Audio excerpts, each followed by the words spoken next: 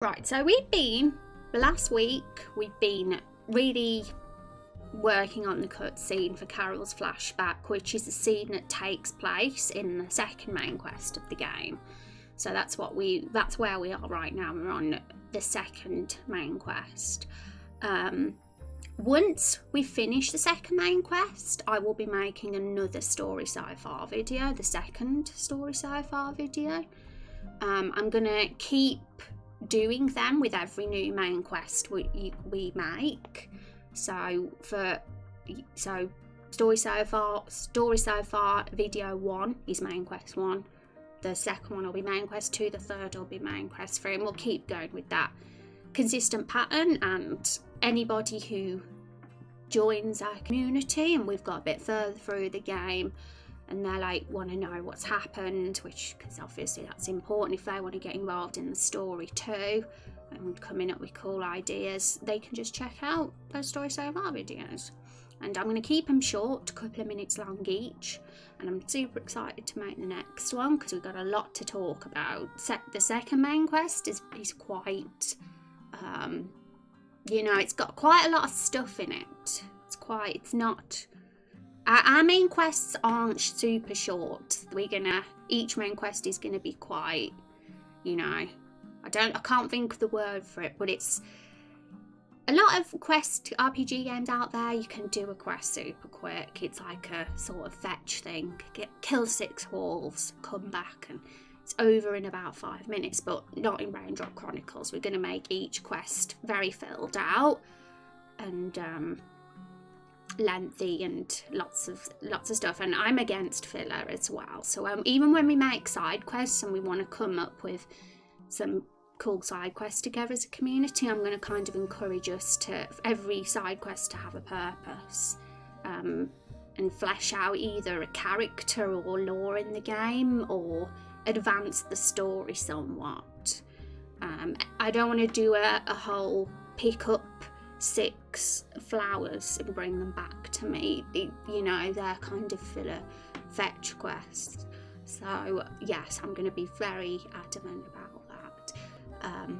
Happy to catch you though. Finally, we'll be mostly listening in. Well, I appreciate the lurk. Thanks for stopping by, Bell Sandwich. Hi Neffel, how you doing? Thank you so much for your very sweet message yesterday, Neffel. Very nice, because it was like International Women's Day, and super appreciate that you thought of me, Apple. Cannot spell. Sneak peeks with an A. Isn't that like a mountain? I'm going to admit though, Asriel, I wondered whether it was spelled with an A as well. I was like, is it peaks with 2 E's or is it peaks with an A? One of them's a mountain and the other is when you peak. You have a little peak, and that's the one we wanted. And I think that's the double E one. I was the same. Yay.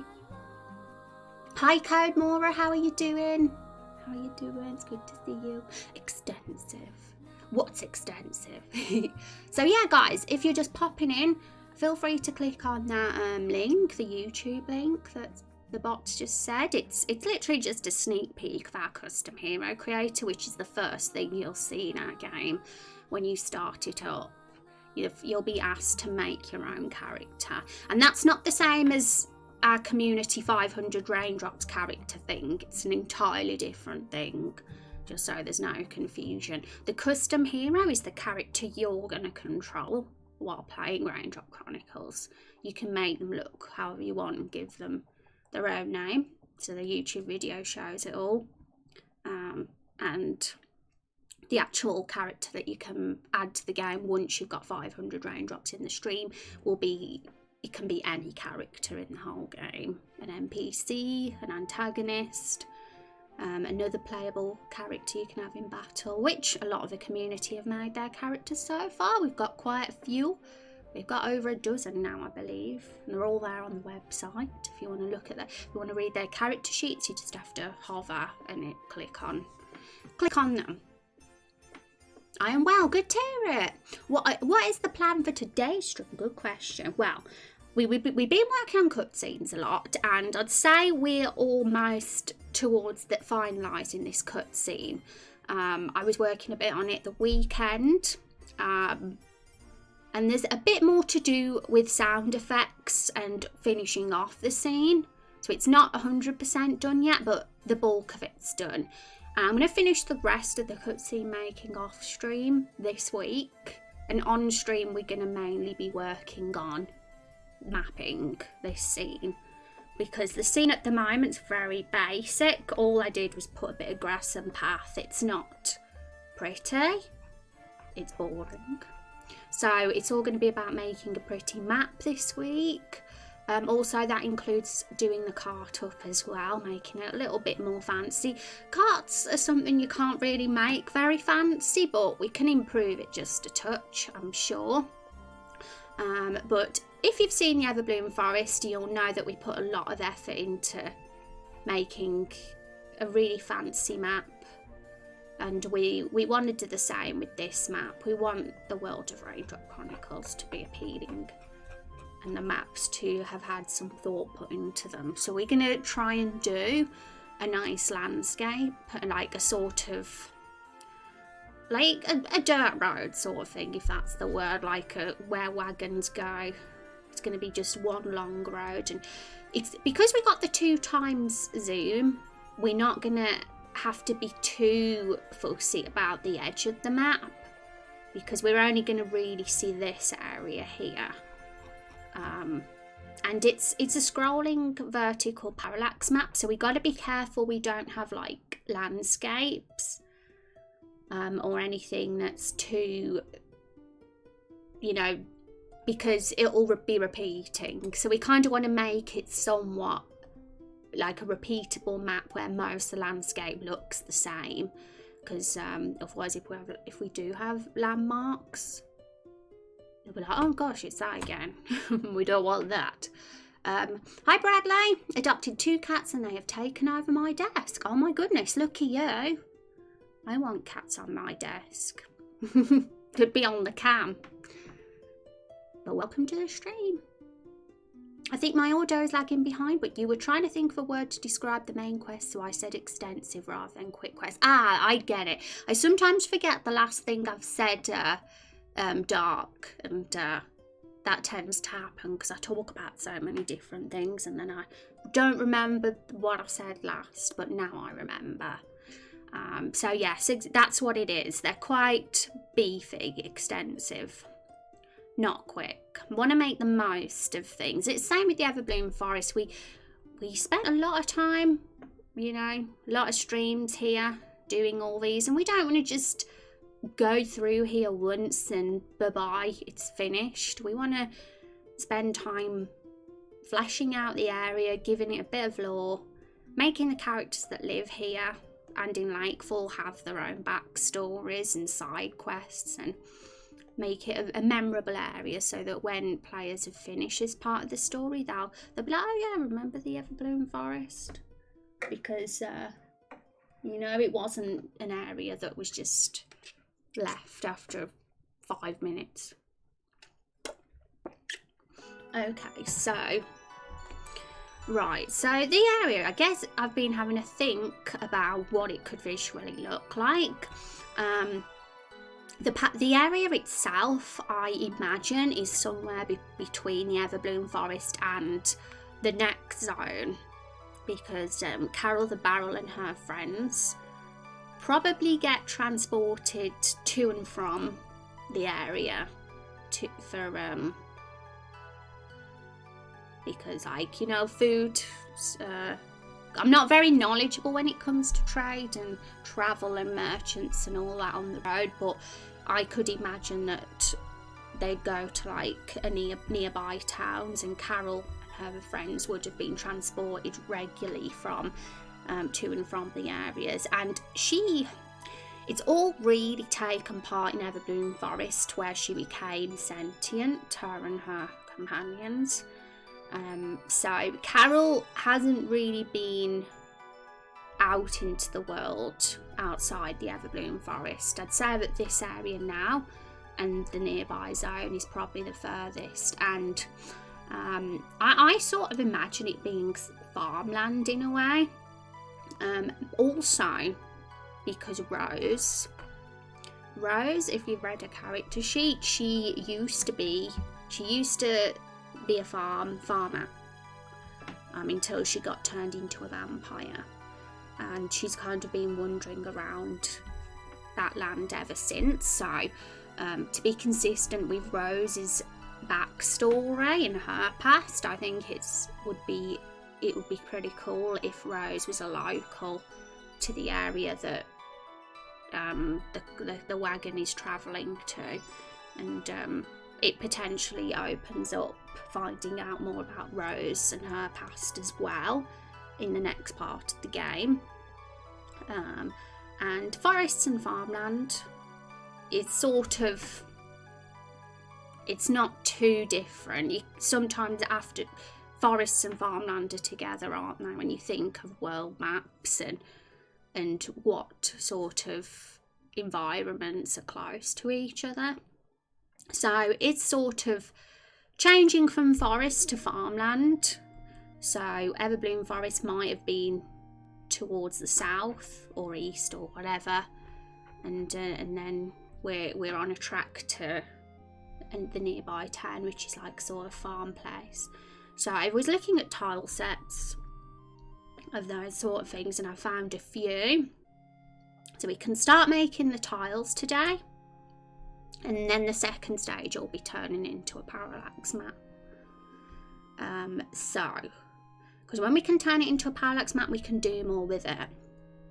We just like literally do whatever we want in Photoshop to the map, and then export it as an image, which is how we made the flowers in the Everbloom Forest. Because originally, believe it or not, I didn't intend to do parallax mapping. I was going to just stick to tile sets, because I thought, parallax mapping is too hard. I was thinking, no.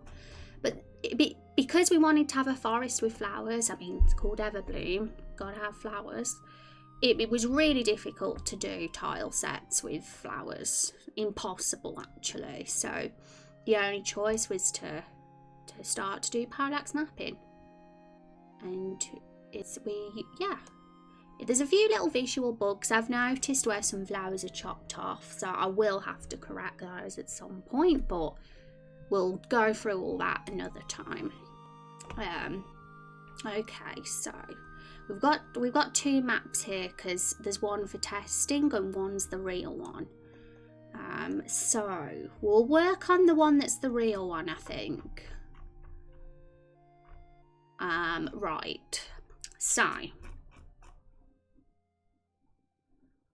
I have got a little mood board that I've put together in Paint of like some images, so I'm gonna like look at those as references for doing these. And I'm going to also open the tile sets in Photoshop that I found. So let's get Photoshop open.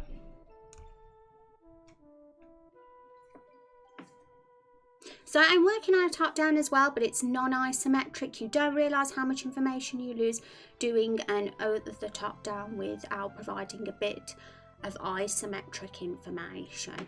Oh right, I'm intrigued to see screenshots of that then, Bradley. If you feel free to pop any, if you do join our Discord, we do have a creative work channel. Feel free, totally welcome to show off your stuff. I'm intrigued now you mention it. Because yeah, it's interesting. So much thought has to go into what you're doing. And there's so many different perspectives that you can do. And yeah, I'm sticking to the standard RPG Maker perspective. And would that be classed as top down? Because it isn't quite isometric, is it? Isometric's a bit more, yeah, slightly bit different. Why have I got a cursor here? I don't usually have the cursor, do I? Okay.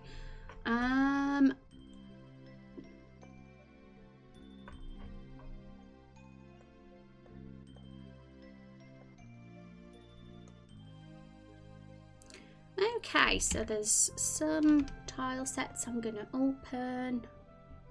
We're gonna probably use some of them as a base.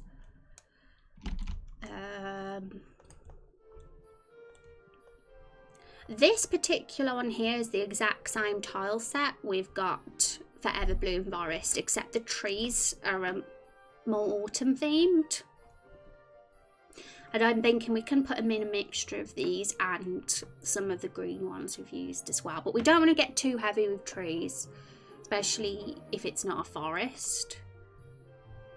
But it doesn't, you know, no harm in having just the odd few scattered about. Got some crops here. And yeah, this sort of thing looks like something that would be pretty cool. And the good thing about farmland as well is that it's a good repeating pattern. You know, because it's a parallax map on our cart route that we're going to see repeating in this particular scene, there's not going to be any landmarks that people are going to keep seeing that would take people out of the immersion. So I think it kind of just, it works having this more than any other environment, especially because it could be potentially be the next zone of the game, and I'm sure there's like going to be other types of zones bordering the Everbloom Forest as well, that we will visit at other parts of the game. It'll be super exciting to think about the next area properly as well. Okay, so it can be quite daunting to jump into map design, but we're going to just do it. We're going to go for it. Even if it looks bad, we're going to just do it, and we'll just slowly improve on it and build on it. So at the moment, how it's looking in RPG Maker, this is the same tiles for Everbloom Forest, I believe. We've got the same green grass, same path.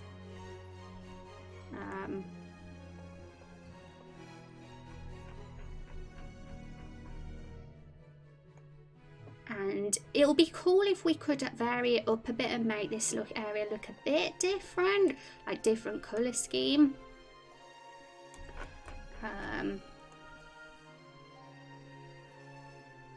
So when I think of farms, I'm going to look at the mood board I've got.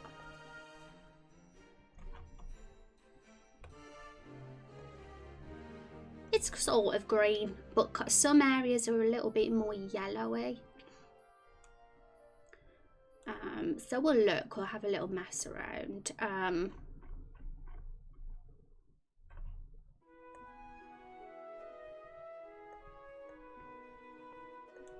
think I was having a little look on my phone as well. I've got some screenshots on there. Some references.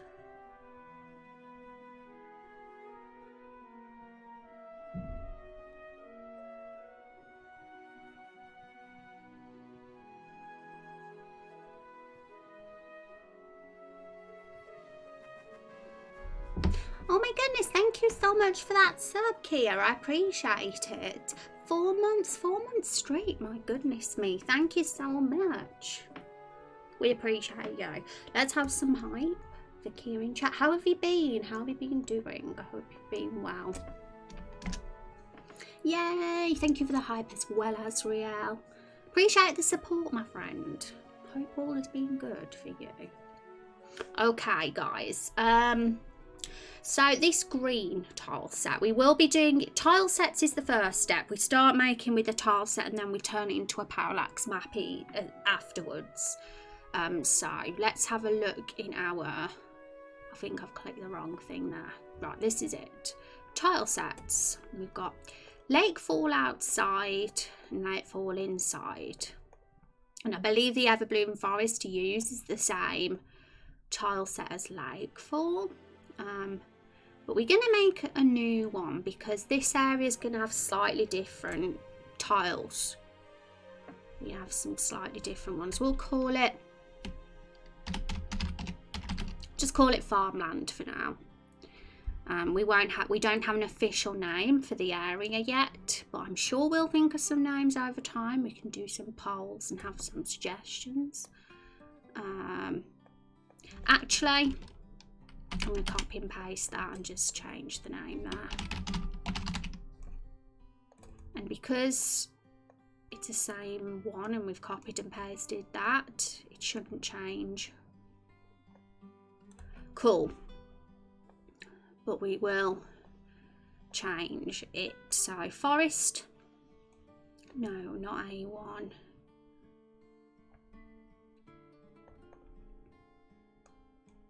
Try and remember which one I used for the actual grass, because once we know that, we can start editing the colour scheme. I think it'll be a good thing to start with the grass and the colour. But what I might do is get rid of all this decoration we put here temporary, so it doesn't distract us.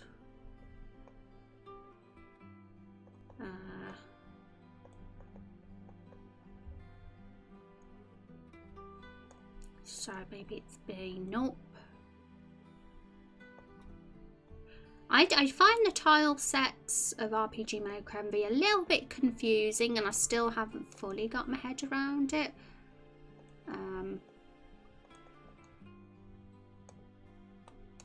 Just trying to delete the trees, and they ain't disappearing.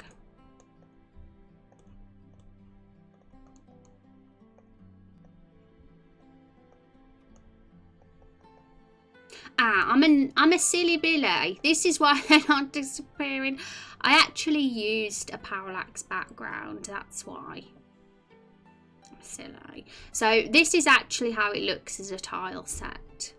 So we're going to get the grass in.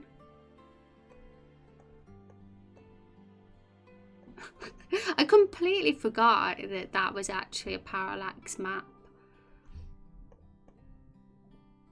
Hi Chub, how you doing? It's good to see you. Good. Working on my own RPG Maker game. Awesome. How is your progress with your game? How's that going? Feel free to tell us about it. Is the font used in the title custom or a normal font just coloured? Oh, you mean the pixel font that you see on the Raindrop Chronicles menu screen, Dark? If you mean that, then that's a font that... It's not one that's in RPG Maker by default. It's one that I found online. I think it's called Free Pixel. I think that was the name of it. Can't be 100% sure, but it is a pixel, a free pixel font. I did find it. I thought that's a pretty neat font. I liked it. So RPG Maker, you've got to go through a certain process to have your own fonts. I think you just have to put the TTF file in a special folder and then go into some file and change the name of the font. It's not too complicated, but I had to look at a guide to see how I did it. How are you doing, Chub? How are things going? So where is this silly grass tile? I think I might have just used that as a grass tile, to be honest. Yeah, I think I did.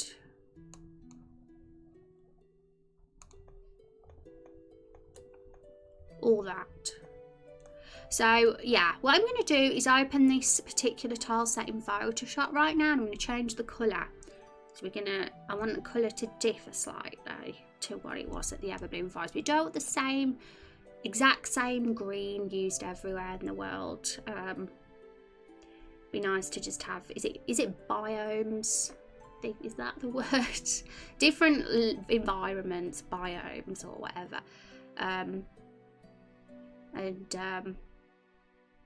It's interesting to consider how other games do it. I was on TV Tropes the other day when I was looking into this, and there was a trope.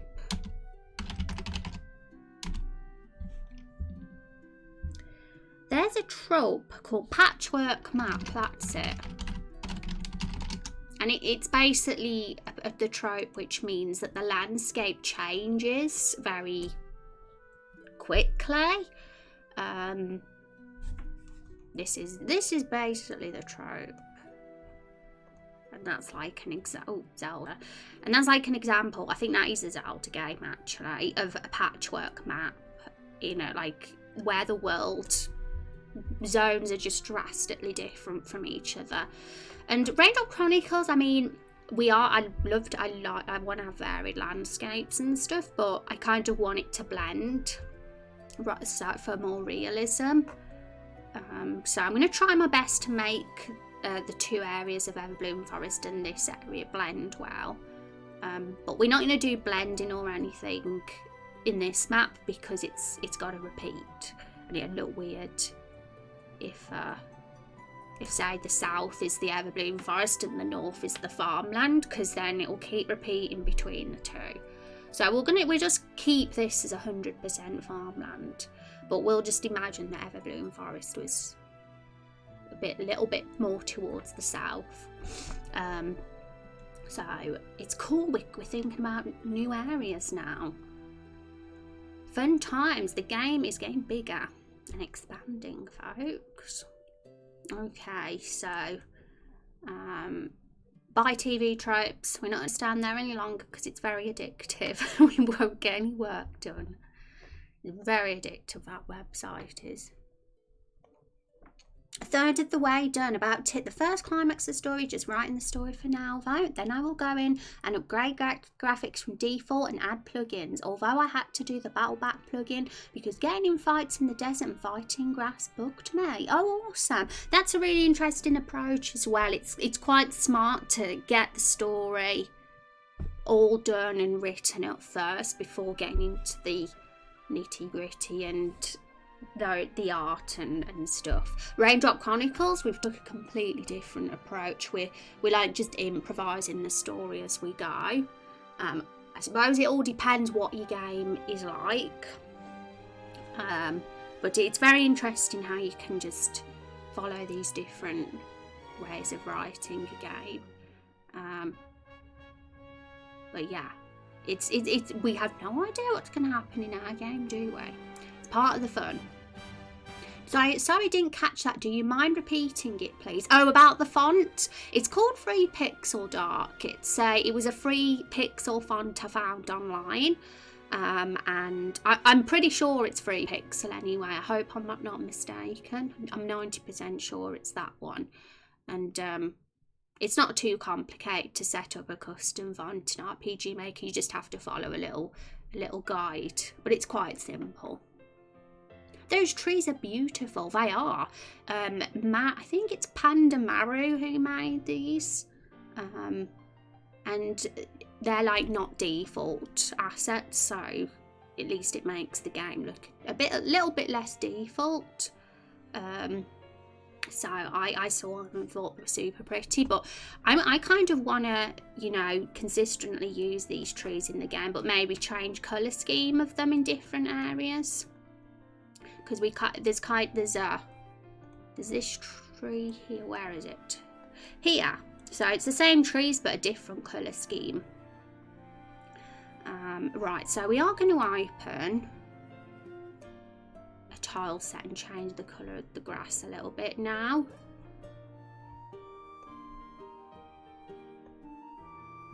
It is night time though in this cutscene, so when it comes to the colour, it probably won't, it'll be not very noticeable because of it being night time in the game. But it's still nice to consider this because eventually we'll be wandering this area and it'll be daytime. Okay. So it's that. I'm going to have to find the name of this tile set now.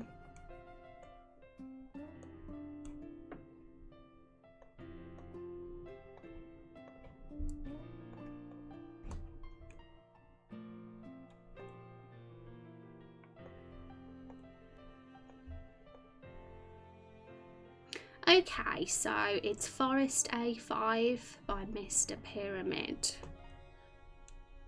So let's open that up.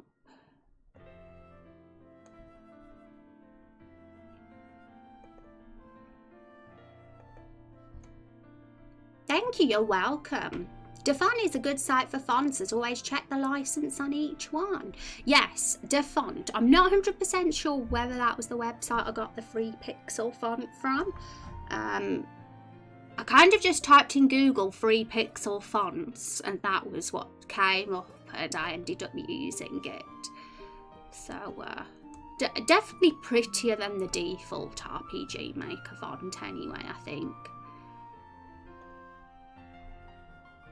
I guess it's just subjective what font is the sort of thing you like, and I generally do like the pixel fonts, especially in a game that has a bit of pixel art. I mean, I know some of the tile sets that we're using are more painted, but they still have a pixel look to them, and the characters are pixel.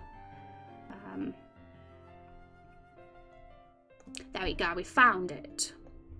So Photoshop, here we go. So this, ooh, super zoomed in. This particular grass is the grass we've been using for the Everbloom Forest.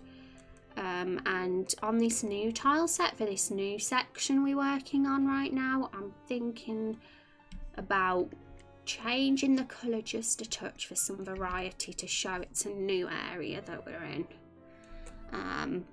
And thank you very much, Fel, for that follow. I appreciate that. Welcome to the stream. Hope you're doing well.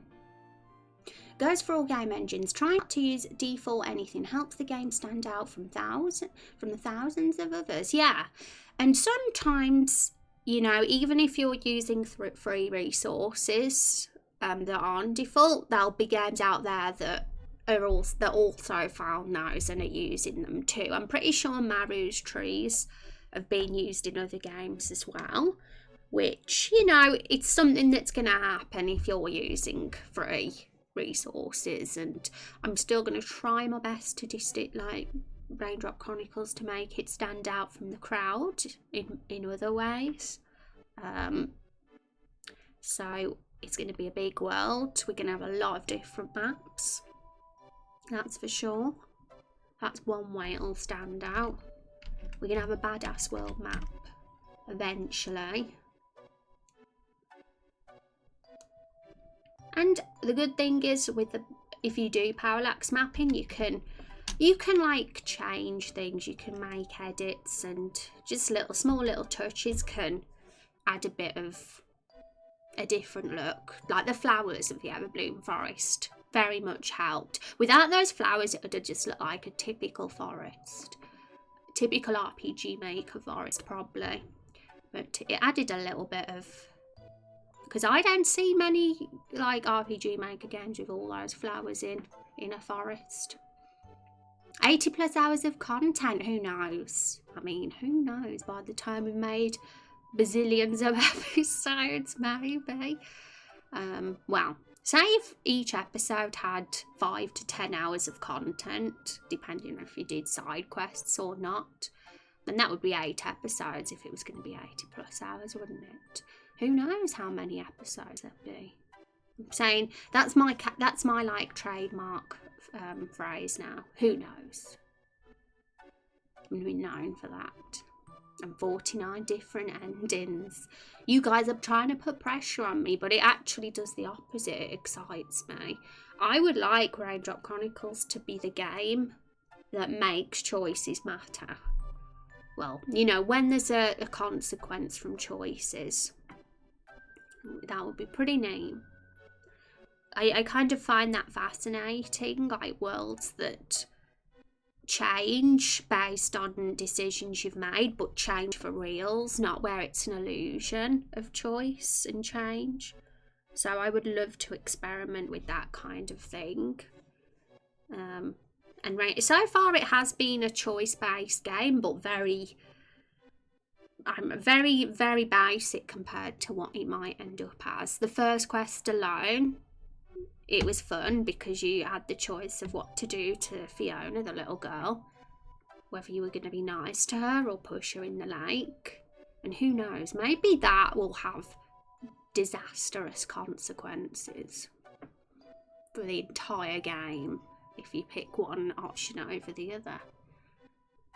Absolutely, whole quest lines and NPCs gone because you made a choice that meant a village was burnt down, for example. Yeah, something that really is a big deal. Like if you do something in a certain quest, it really affects a certain area of the story. Like it's like big time, not just, oh, so that happened, oh well, I don't care. Like I want it to actually be something where you're like, oh crap, that really has made a difference. That would be pretty cool. It would encourage you multiple playthroughs as well. Okay. I keep like selecting this and not changing the colour. There we go. Getting all distracted, but I'm not going to complain. We're having some fun talks, aren't we? Right, we'll copy that. We couldn't do it this way where we change the colour, but I don't tend to like doing it with hue and saturation because the colour change can be a bit drastic. I'd rather it be a little bit more sort of, pardon me. I'm doing like little mini tiny burps. It's OBS. I'm allergic to OBS. It's whenever I open OBS it happens. Okay, so I tend to use selective colour more. So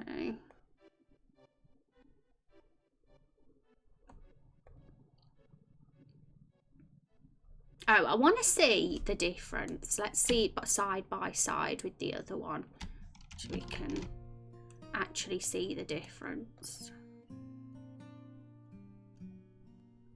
So yeah, off stream this week, I'm going to be working on just like perfecting the cutscenes from last week. I've done a lot and we're very close to finalising that cutscene, but there's just a few little extra bits that I want to, you know, improve. And once that's done, I'll show it to you guys, see what you all think. And once we're happy with it and we've made sure that the dialogue is cool and we've checked it through it, then I'll make a video, a sneak peek of that cutscene as well.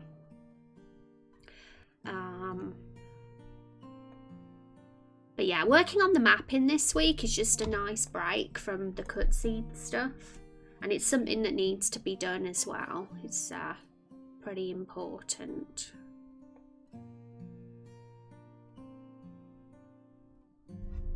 So I'm thinking a slightly more yellowed version of the Everbloom forest grass. That kind of is.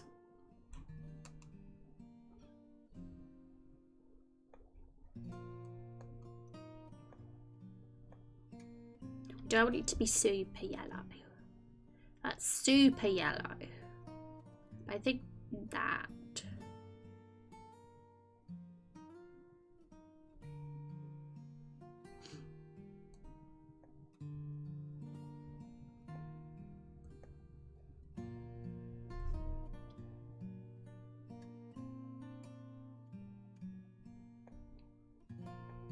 We'll see how that goes. So we've got a bit of a difference there. Like I was saying earlier, there's a trope called patchwork map, and although I'm kind of very keen on doing lots of different zones with different environments, I don't want it to be sudden. I kind of want the maps to blend in together and feel like it makes sense, that the world is like, in some games you can go from really warm desert to ice, like, and it's like just very sudden change, but I'd kind of like, yeah, more to blend a bit more. So I think the Forest of Everbloom and the area that we're working on now will kind of make sense to be next to each other. I think that's the goal, for them to feel like they make sense to be next to each other. Yes, I burned down whole villages because of your actions. I wonder which one of you guys will be picking all those options. I bet Chubb will. I want to go over there. Sorry, Chubb already burnt that one down.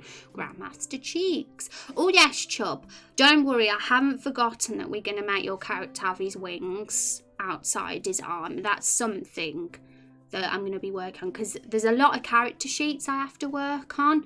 I need to DM Fantasia actually, because I was going to do Fantasia's last night, and the link that Fantasia sent me in the character form for his character is actually a broken link, so I'm going to have to ask what if he's got another image, and then we can do his character sheet, and then I'll do the rest, and that'll include your character's edit, Chub.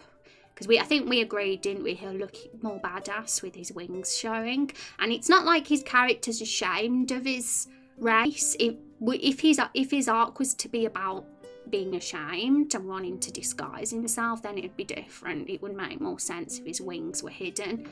But I think from what I am aware, your character is quite proud of who he is, and has no intention of being all hidden, so he can have his wings on show. Is my skin colour known? I can't remember if I says, yeah, you're purple. You're a purple reptile, Chub, which is pretty interesting. I want all you reptiles to be different colours. Multicoloured rainbow reptiles. Rainbow, that's funny because Azriel said rainbow. Yeah, I don't think there's a reptile that is rainbow skin, but it would be great to have loads of different colours of them, and they'd all be a rainbow when put together. That would be cute. Did I really say purple? Yes. We haven't done your character's face though, have we? Like what he looks like under his helmet. Yeah, I wouldn't do it if he will ever show himself one day. I am like Spyro. Yeah, basically you are. That's true. Spyro's your character's inspiration. Okay, so I'm going to save this again. I'm going to have to save it as a new one. Forest A5. We'll call it, we won't call it forest, we'll call it farmland.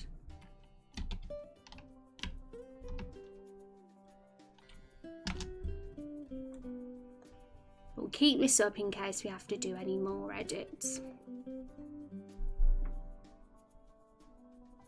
There is no face, just a smaller helmet underneath. Imagine if we took his helmet off and he was something we didn't expect underneath. Yeah, just another hat. That would be quite amusing actually if that happened.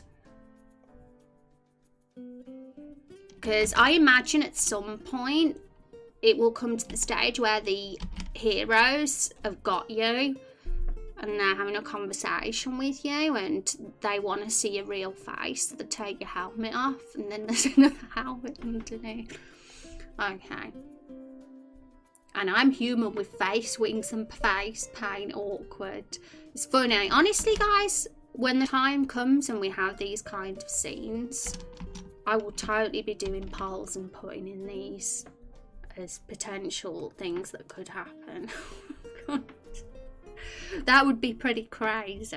They would be the crazy voting options. But sometimes they win the polls. I'm glad that Raindrop Chronicles has a sense of humour. Okay. This was it.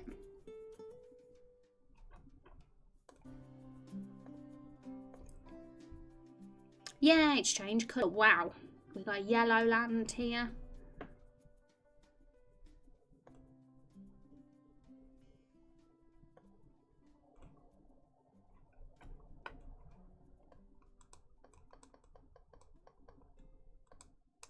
So if I feel it's still a little, if I want to change the colour, I'll just alter it a touch if necessary. But we'll keep it like this for now, and we're gonna build on this map. We're gonna make it awesome. So we'll do it all with tiles first, and once we're happy with how it looks tile set wise, we'll turn it into a parallax map and manipulate it even more.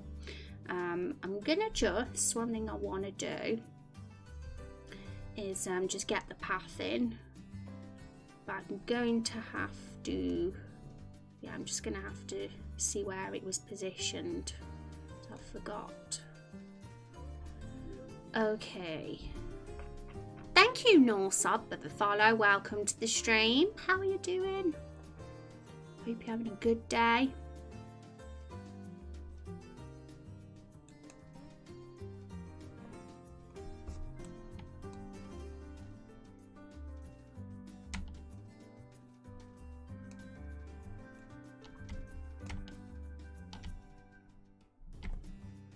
So for now, I'm going to just do the path exactly as it was here, but I'll probably be changing it because I don't like the shape of this one. It was a rushed map.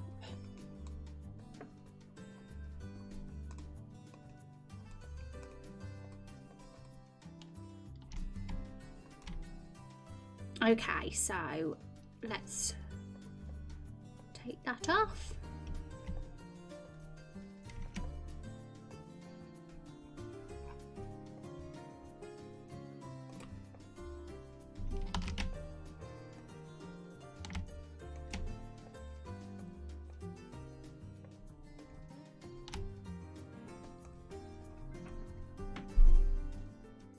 Thank you for the commands, Ezreal. Fine, thanks, yay. Yeah, feel free to check out our stuff if you like to. If you're new here, feel free to click on those links if you want to find out more about what we've been doing. Okay, so the Everbloom Forest, the paths do kind of blend in with the grass a little bit, and we want to get that same effect here at least. But because it's a sort of going to be, is dirt road the right term? I don't know if it is, but like just typical like wagon route track path thing is what we want to do, and it won't be this path. We're going to change the look of this completely. Oh sorry, wrong map.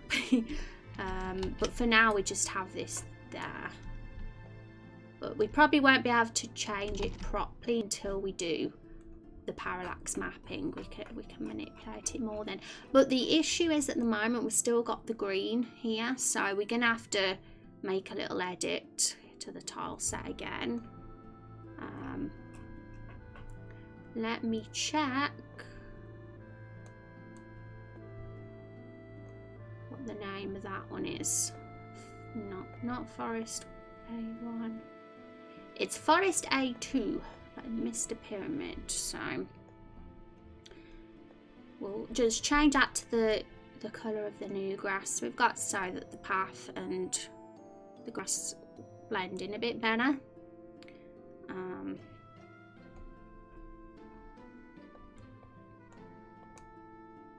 Hi Rose, hi Shuford, how are you doing? It's good to see you again. Hope you're having a good day. How are things? Need some coffee. Enjoy, Azrael. I ran out of coffee today. Boo-hoo. Okay. So I completely forgot the colour codes, like a big silly Billy. Oh, damn it. I'm going to have to go back to what it was and make a note of the colour codes. Otherwise it's going to be impossible to get the accurate colour. So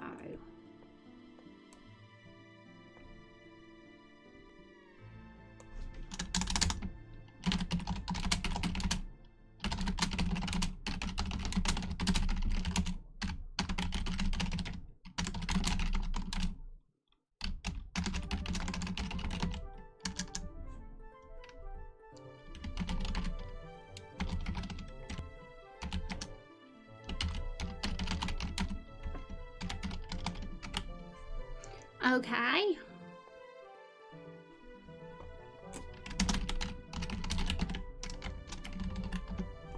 So I've noted that bit down, but I did change it a bit more. I'm going to try and remember how I did that.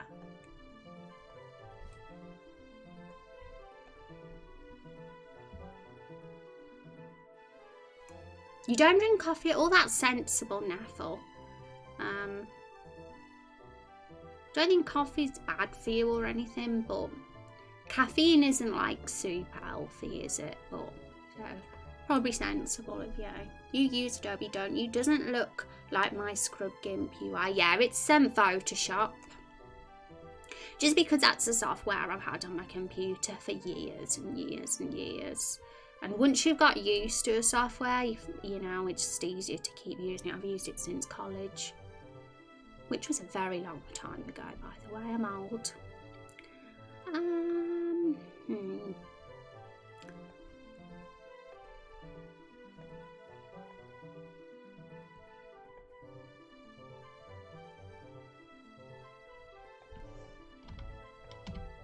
Might be slightly different to what it was like.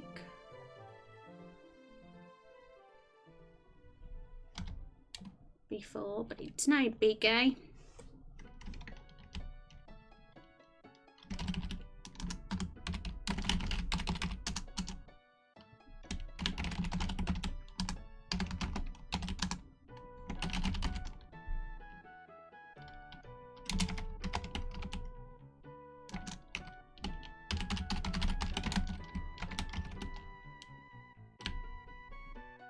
Just no longer young. That's a good way to put it, Chub.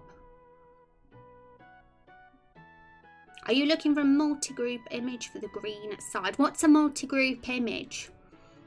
I saw you editing stuff before. Wish I could give you help, but from what I've seen, you know exactly what you're doing. Yeah, it's if I want help, I usually ask.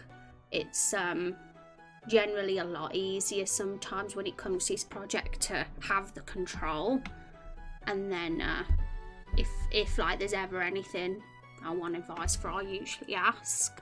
So yeah, but I'm not gonna lie, it feels pretty cool to do something on myself. It does. I tend to be the sort of person that doesn't ask because I like to think I've done it all just because it's an achievement. Vampirism does that to you, yes. It makes you look young. It's a true story. I am a vampire. It's how I keep my youthful looks. I still get ID'd. And I'm not even joking. When I was on the bus, when I went Christmas shopping, I got on for childfare. Well, he asked if I wanted childfare, which is 14 years old, by the way. I think it is. Or it could be 16. Might be 16.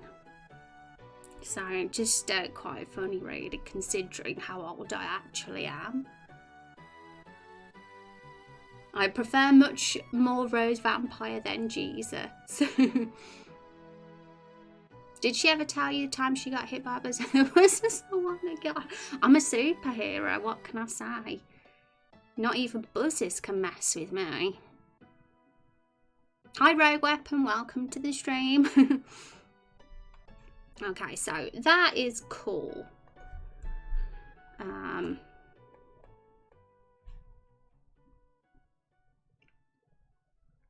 got all those codes written down, so at least I know that now. So we'll save that again.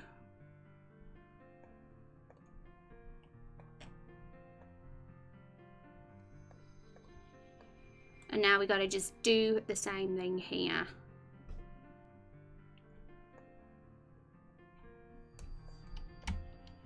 Also, let's just put that back where it was because we don't want to kind of overwrite.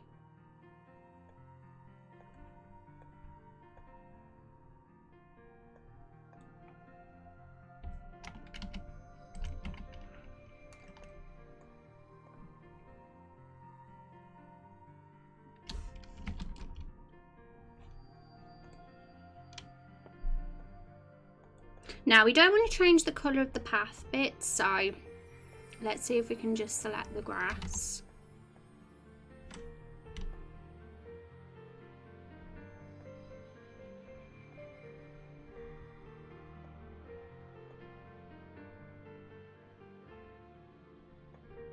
Yeah, if we just select that, then we'll just have a really weird green outline. Might be better to remove the path actually.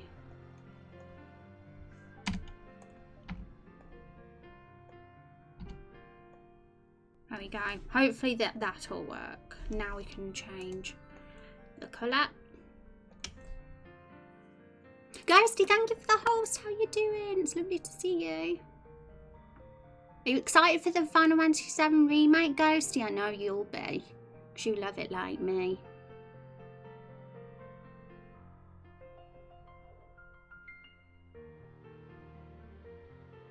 Discussing Rose's age again, just a youngster. That's how old she is. My goodness. Well, guys, I'm not going to complain because when I'm 40, I'll still look 16. I'm pretty sure of that. I'm actually confident of that. I don't think I'm ever going to age.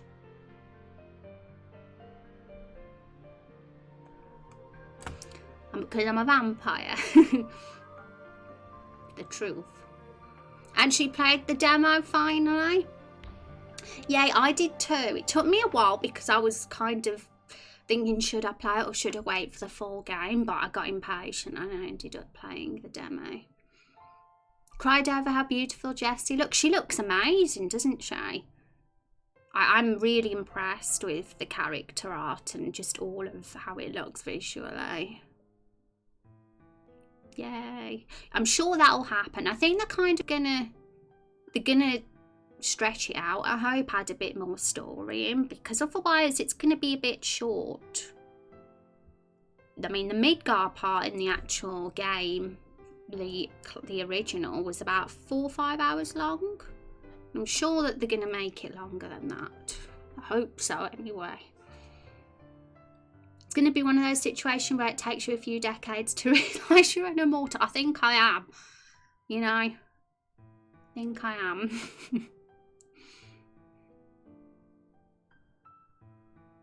You think I should be an actor rogue weapon? Interesting. I've never considered that I'd make a good actor myself. Not sure whether I'd be convincing. I think I'd just laugh through all my lines. Just giggle. Vincent and Sephiroth, yay! Vincent needs to be done well. I want to see the others. I want to see the other characters. I want to see what Kate Sith looks like. But we're not going to see, are we? I bet.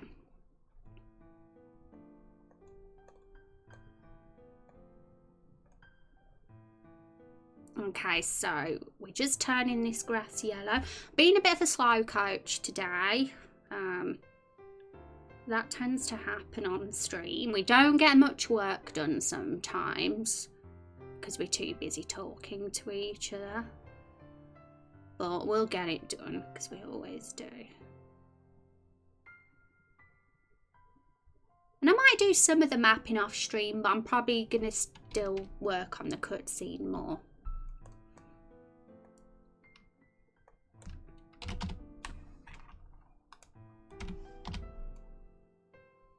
Okay, that is, I think, the exact same as how it should be. So I'm going to save it now.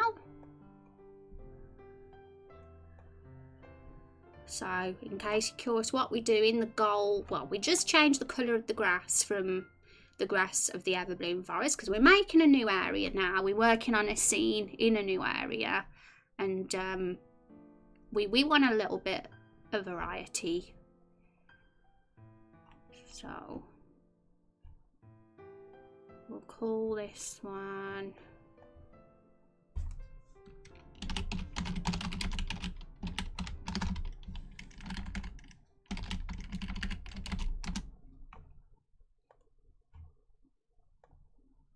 I'm going to just rename the other file because we have to give them different names.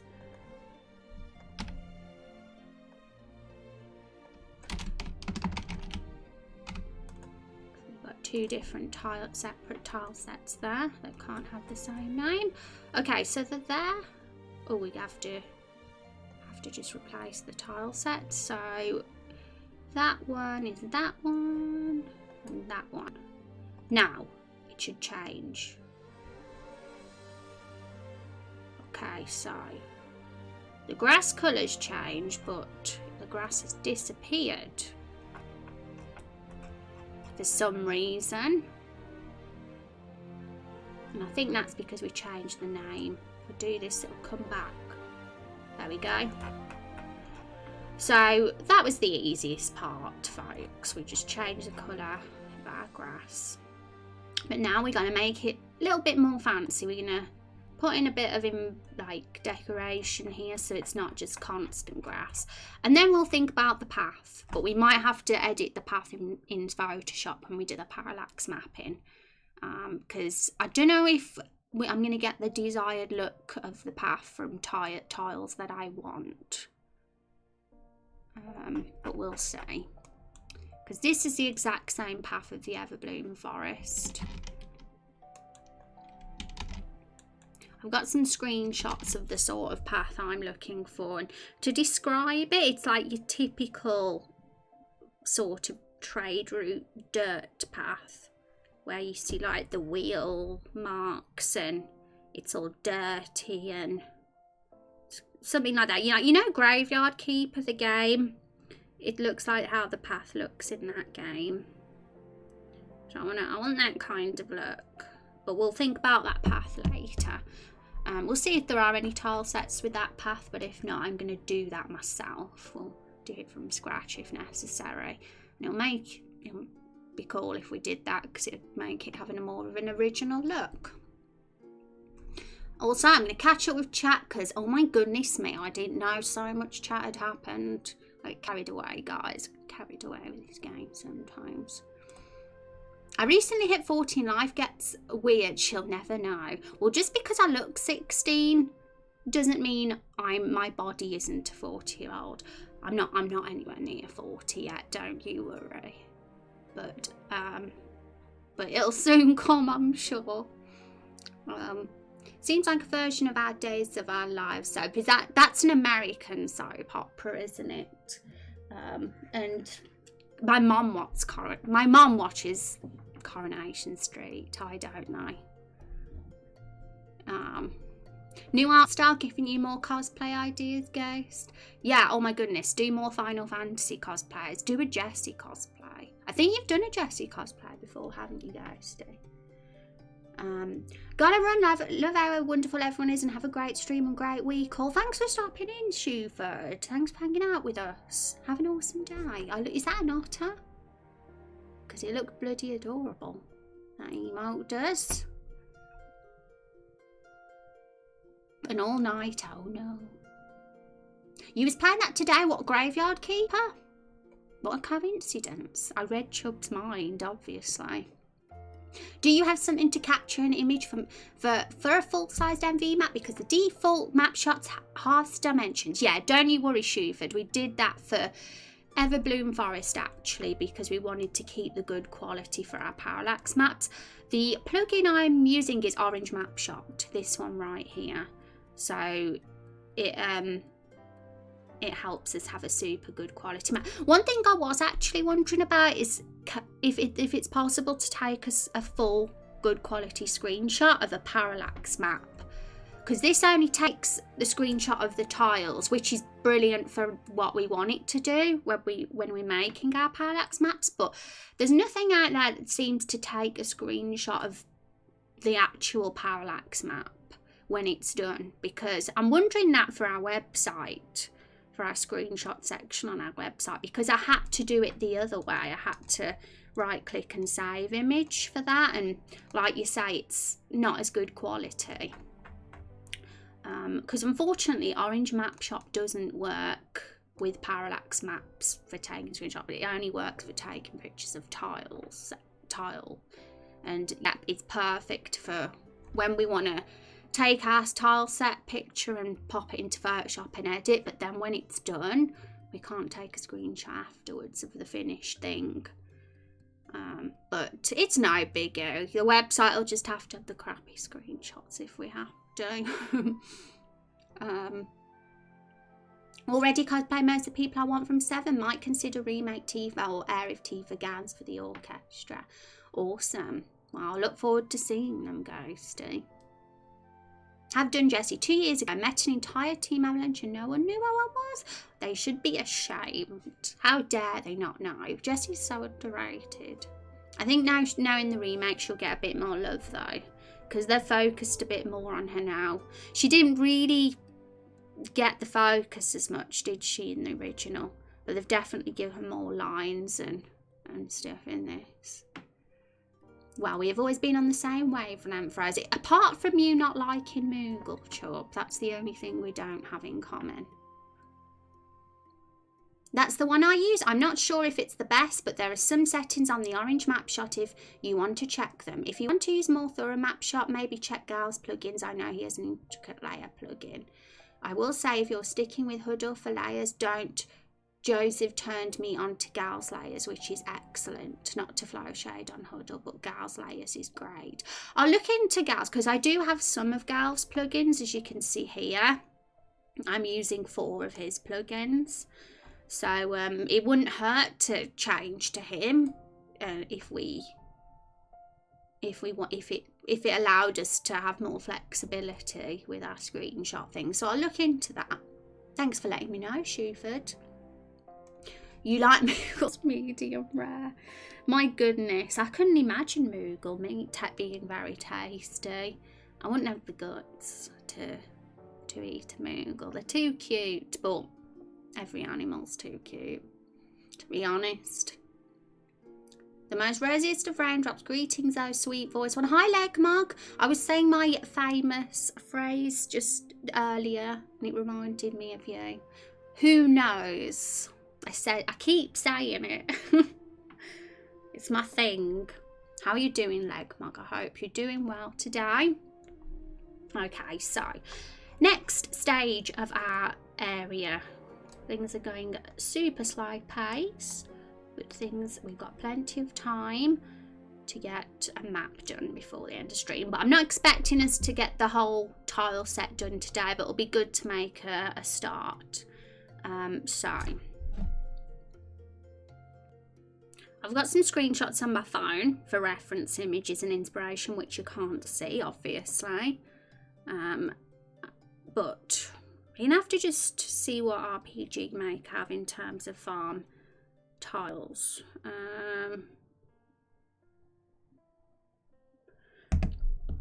Right, so I do have one I found. Let's go back to Photoshop and look at it.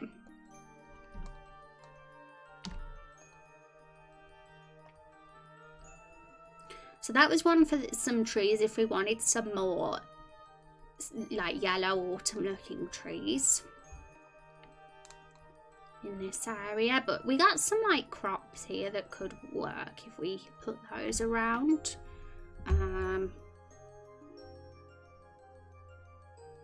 We might need different patches of land though, because farmland tends to, you know, it has different, I don't know the term for it, but it's like patches, farmland patches. I'm no pro at knowing the names of these things, but I wonder if there's tile sets for that.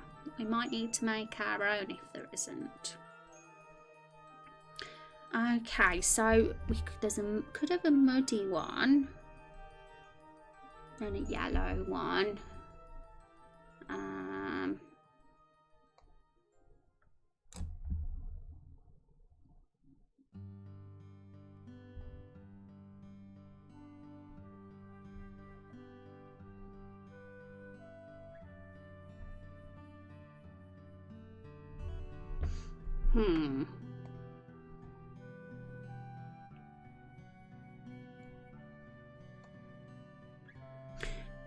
Right.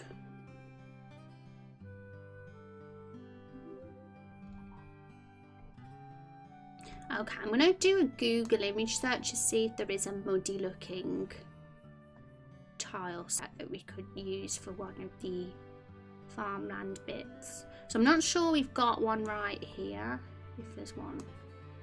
Don't think we have, so let me have a peep. Thank you, M Rinbo, for the follow. Welcome to the stream. Melts, Final Fantasy 11 is there. Oh, is it Final Fantasy 11 music that we've got in the background right now? I haven't got my earphones in, so cannot hear.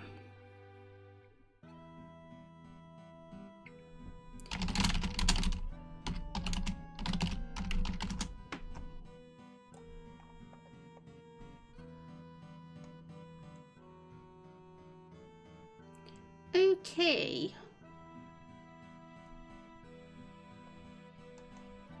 It looks like there is some mud ones, but we want it to blend in with what we've got. There's one here though, this one could work. I'll show it you guys in a sec, but what I'm probably going to do is save it and bring it into Photoshop and you'll see it then.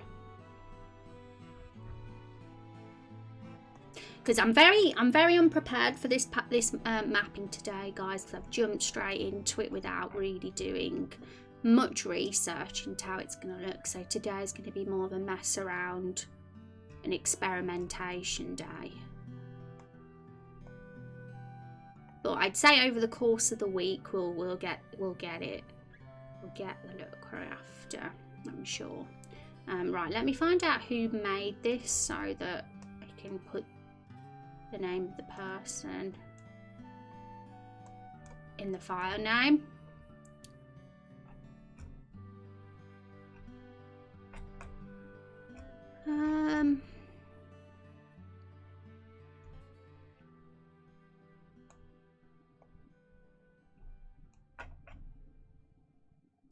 Okay, so these are just an edit of the default tiles apparently.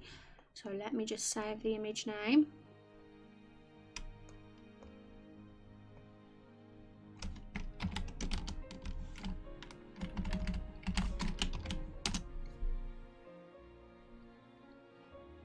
You spent over a decade playing Final Fantasy 11? My goodness, guys. Yeah, Final Fantasy 14 was the only MMO I've really played. 14's pretty good. Never ever was fortunate enough to experience 11.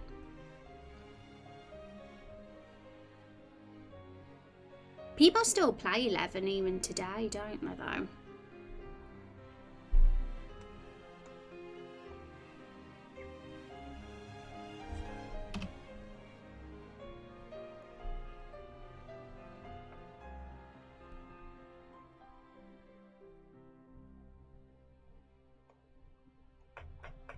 Okay, so here it is now. Here's the tiles I found.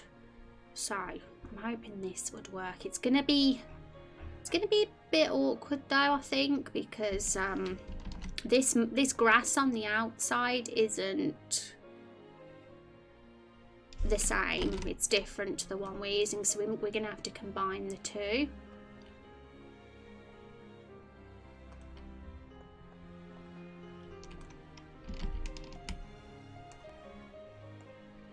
We'll see what we can do.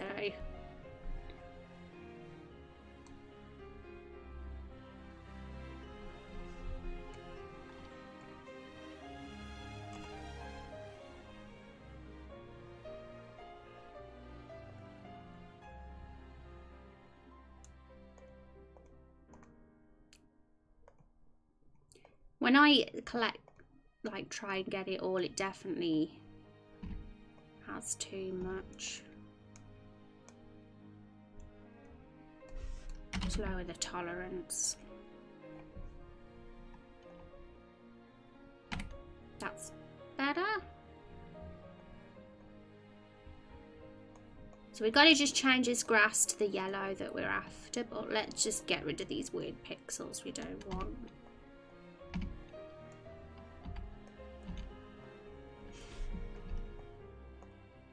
And then hopefully we can create a muddy patch of land, and that can be where some of our crops go.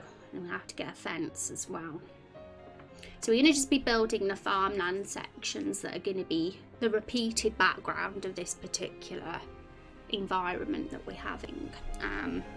That's what we'll work on today. We'll try and get as much done as we can, and whatever we don't do, we'll do more of tomorrow. 14 is gorgeous game, but absolutely fell in love with 11, and 11 is still active. My goodness, it's good that it's still active though, and they haven't let the game die or anything.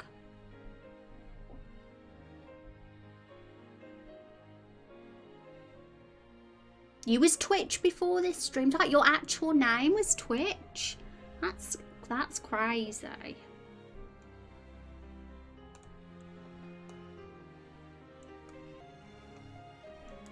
Okay, so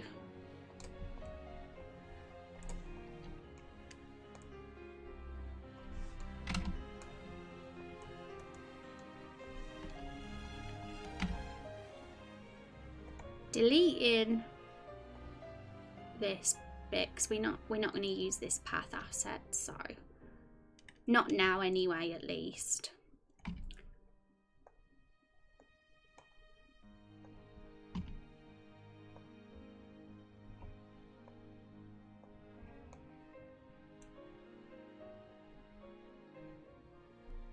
Actually, I'm going to get it back because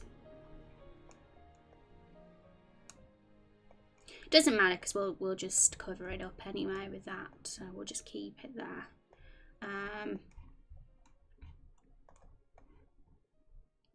Highlight it and change the colour to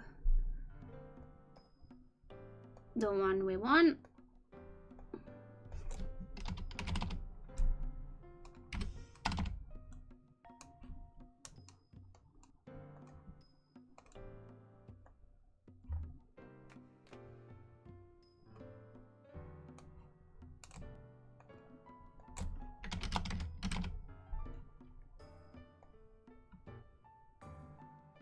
Okay, so that is the one. And then we put that there, and then we've got our mud little patch. And hopefully, now when we put in RPG Maker, it'll work and won't look weird. We will soon find out.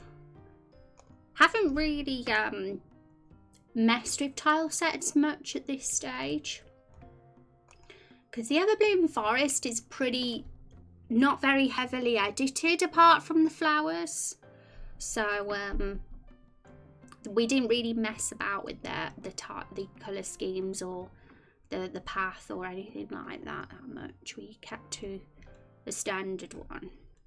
So we're experimenting a bit more now. Getting a bit more experimentative in this project. So I think what we will have to do is close down RPG Maker and open it again. Now we've put in we've updated the tiles.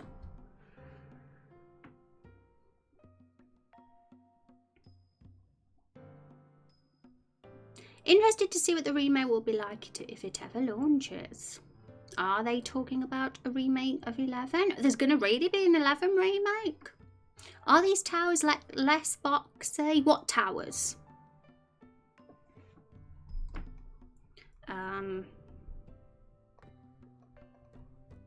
Okay, so I don't know if I've saved it in the right place because it doesn't seem to have updated.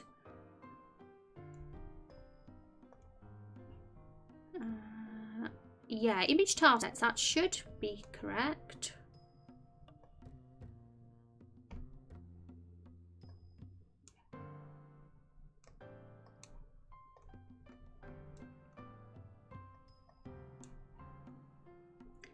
So the one that should have changed should have been, I think, that one, and it hasn't yet.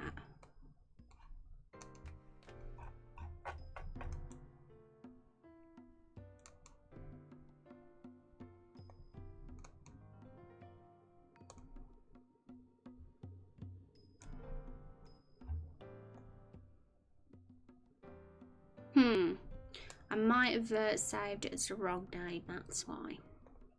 Let's do it again.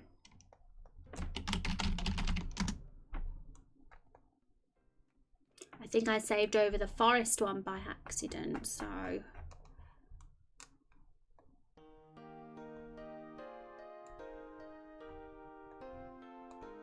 I'll go back and just save that again.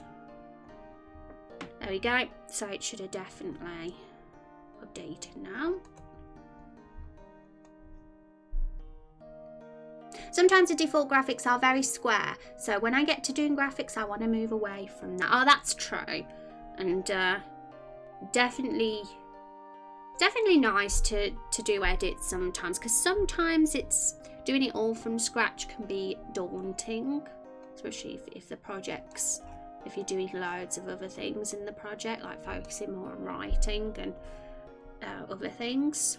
So so for Raindrop Chronicles, most of the time I like to get a tile set at least to start off with.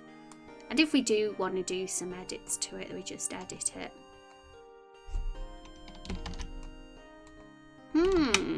That is weird. Why is it still this? As you can see, that's mud. That's brown mud in that square. So why have we got this?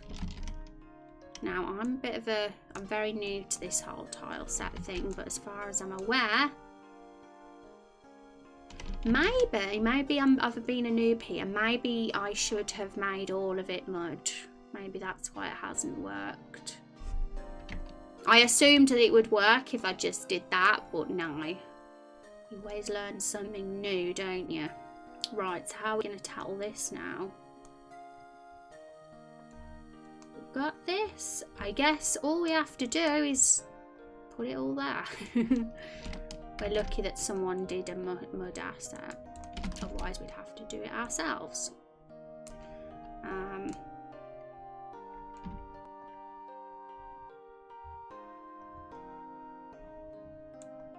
So we just gotta get rid of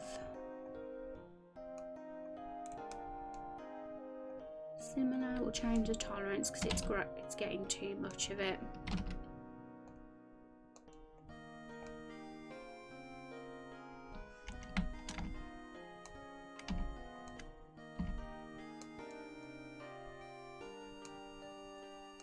Okay, so it's mostly done, but it's a little bit messy, so we'll just fill in those pixels.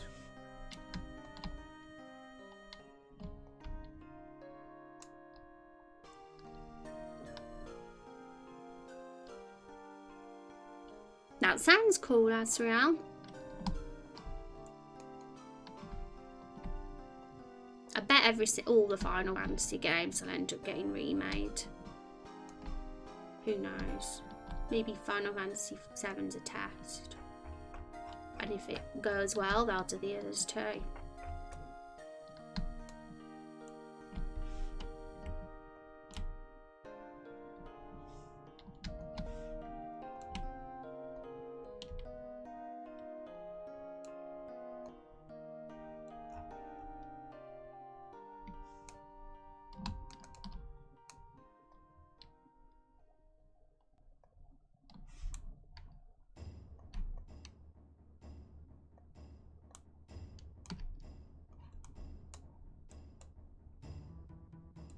Okie dokie. Step 2 complete. Well, it won't be until we made sure it's working. I'm confident it will this time.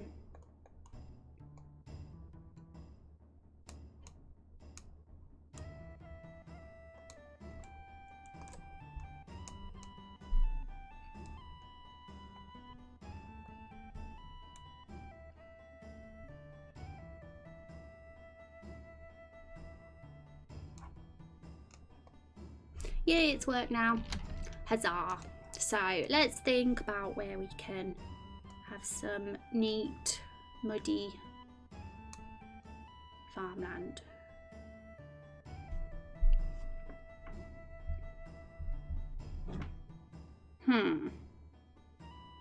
So like I said, we don't have to really worry about going too far out with the design, but I feel like I want to design it anyway.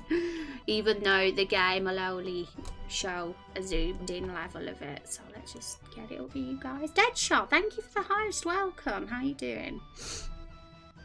Trials of my... Oh yeah, one of my friends sent me a trailer of that. Were tempting me to play it, I think. It does look very good. Also, I'm probably going to just make this path a little bit more straight. We're not going to have it super straight. We might do, considering the path I've got in my mind that I want to do. It's not going to look like this. But it'll definitely look better straight when it's the sort of dirt road I want to do. Like I said, it's a bit like Graveyard Keepers, but we'll just keep that there as just a placeholder for now and work more on the farm bits.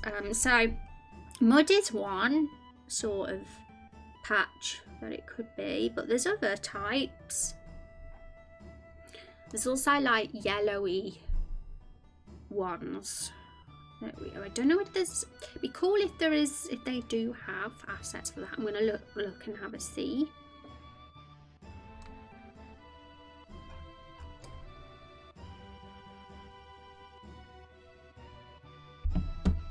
And then we'll start putting the crops in and doing the fences and putting a few trees around. And then we'll do the dirt path after that. I mean, this could work as the dirt path. If it was a slightly different colour, and then we can just parallax map it to just add wheel effects where the wheels have been. We can do that after. But I think for sure that would work more than that, just a slightly different colour. So I'm just going to do another Google search to see if there's another texture that we can have.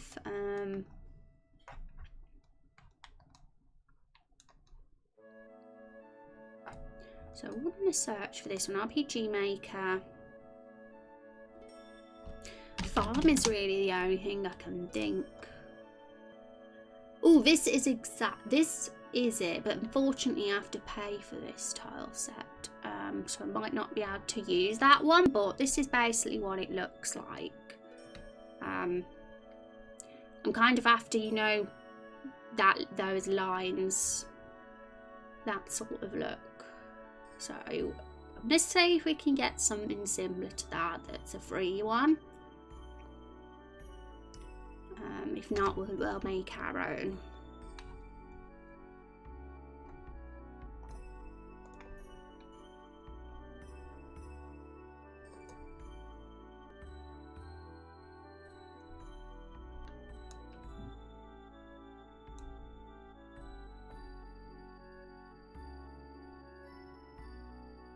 There's also these sort of ones as well that could work.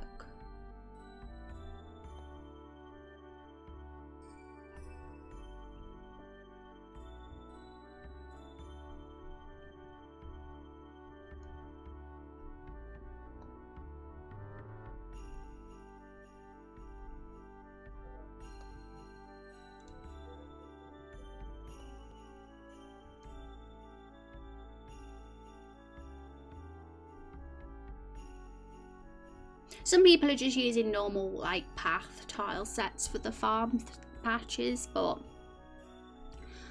I don't know.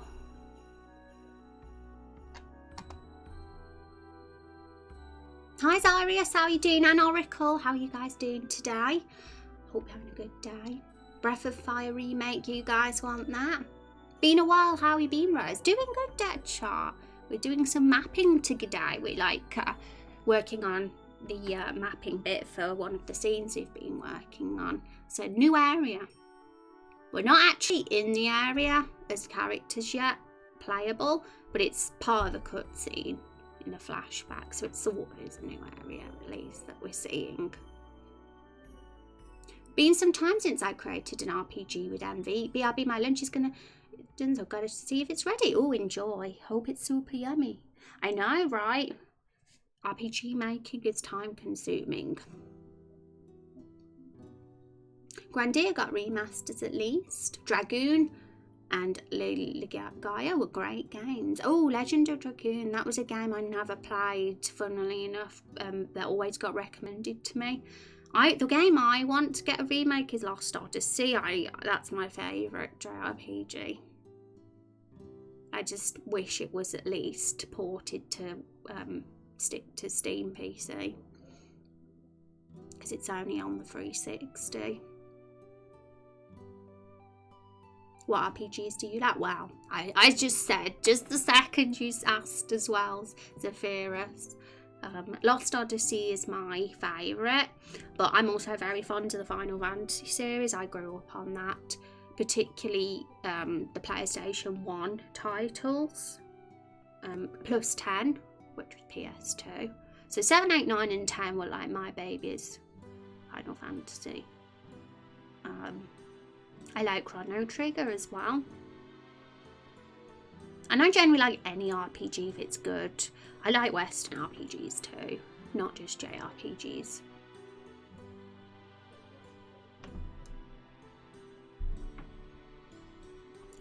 Okie doke. So we're seeing a lot of images that are using interesting farm tiles. there's no actual tile sets that we're seeing.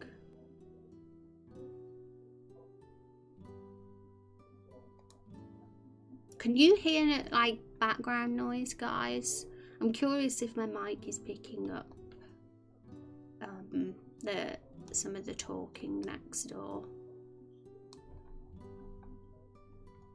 because sometimes it don't.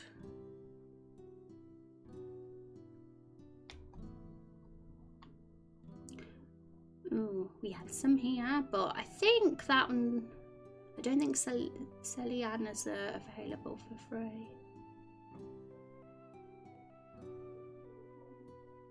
But that looks pretty cool. We can hear your chair squeaking, can you? As long as you can't hear my tummy rumbles. Hi Lolhack, welcome to the stream. How you doing? Hope you're having a good Monday, guys. I'm going to do my commands again for all you new peoples hanging out today. If you wanna have a peek into our game. That might be my tummy. My tummy always rumbles all the time. Even when, yeah, like, because I always get hungry all the time. Just even after I've just ate.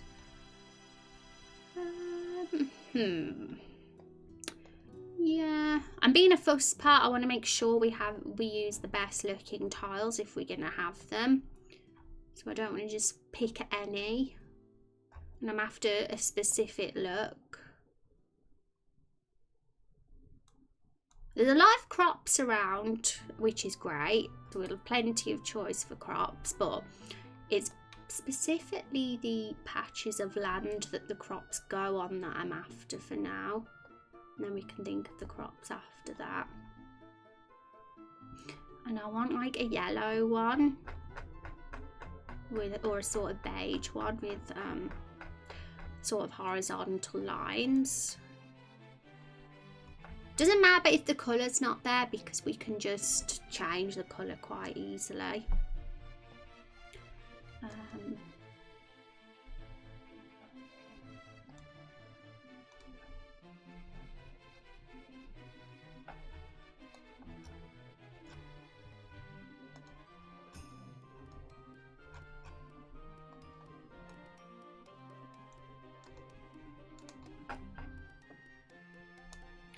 Let's be a little bit less specific.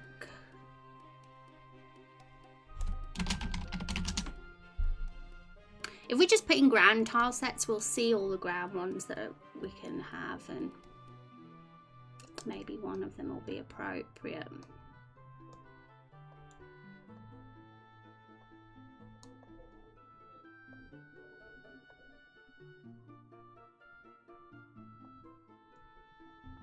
Some of them are totally not what we're after, but you never know.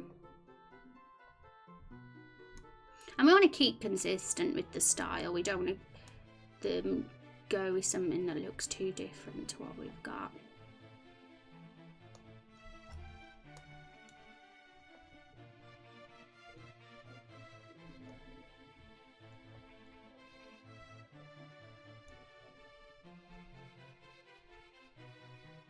I'm fine, how was your day? It's going decently, Hack, thank you for asking. I think Chrono Cross was my favourite PS1 RPG. I liked it better than the original. Oh, that's interesting because I haven't played Chrono Cross, although I've heard good things, particularly about the soundtrack. But I do love Chrono Trigger, and unfortunately, people who I hang out with have said that Chrono Cross isn't as good as Chrono Trigger, so it kind of put me off playing it, but I should make up my own mind. I shouldn't let be influenced. I should still one day give it a go maybe and make my own judgment. And hi Ruthless Slayer, how are you doing? Welcome. And De Beers. Hey RPG Maker MV. I haven't used that in ages. Hi everyone, welcome guys. Welcome everyone. If you are new here, we make an RPG on this stream. Well, I make it, that's basically what is going on, but it's a community game that we get involved in we sort of come up with ideas together for where the story can go, and people like suggest things, and we have polls now and again where you guys can vote and suggest ideas, and we kind of, yeah, it's something that we all really get involved in. And if you want to see the website, because we do have a website that got launched, it was the week before last now, I think. It'll tell you everything on there, so if you're interested, have a look. We have a YouTube channel as well. Every single stream ever of this project is on there from the very first one, so you can see what the project looked like in the early days and how far we've come, which, you know, isn't loads because we're still very, very early on with this, but we've done over 100 streams now. So feel free to have a look at our YouTube as well. Give us a subscribe on there, and like some of our videos if you're nice. And hi Tank and Panos Track, welcome. Can I see the game? Well folks, if you want to see the game, the best thing to do is go on the website or check out our YouTube. If we've got a story so far video, that'll tell you what we've done, what has happened so far in the game, and I'm going to regularly update that with the story as we add more story to the game. There'll be like mini bite-sized videos updating you guys on a summary of the story, and now that shows off the game. That's probably the video that shows off the game the most right now. And there'll be a new one probably this month that I'll be working on. It'll all depend when we finish the next quest in the story.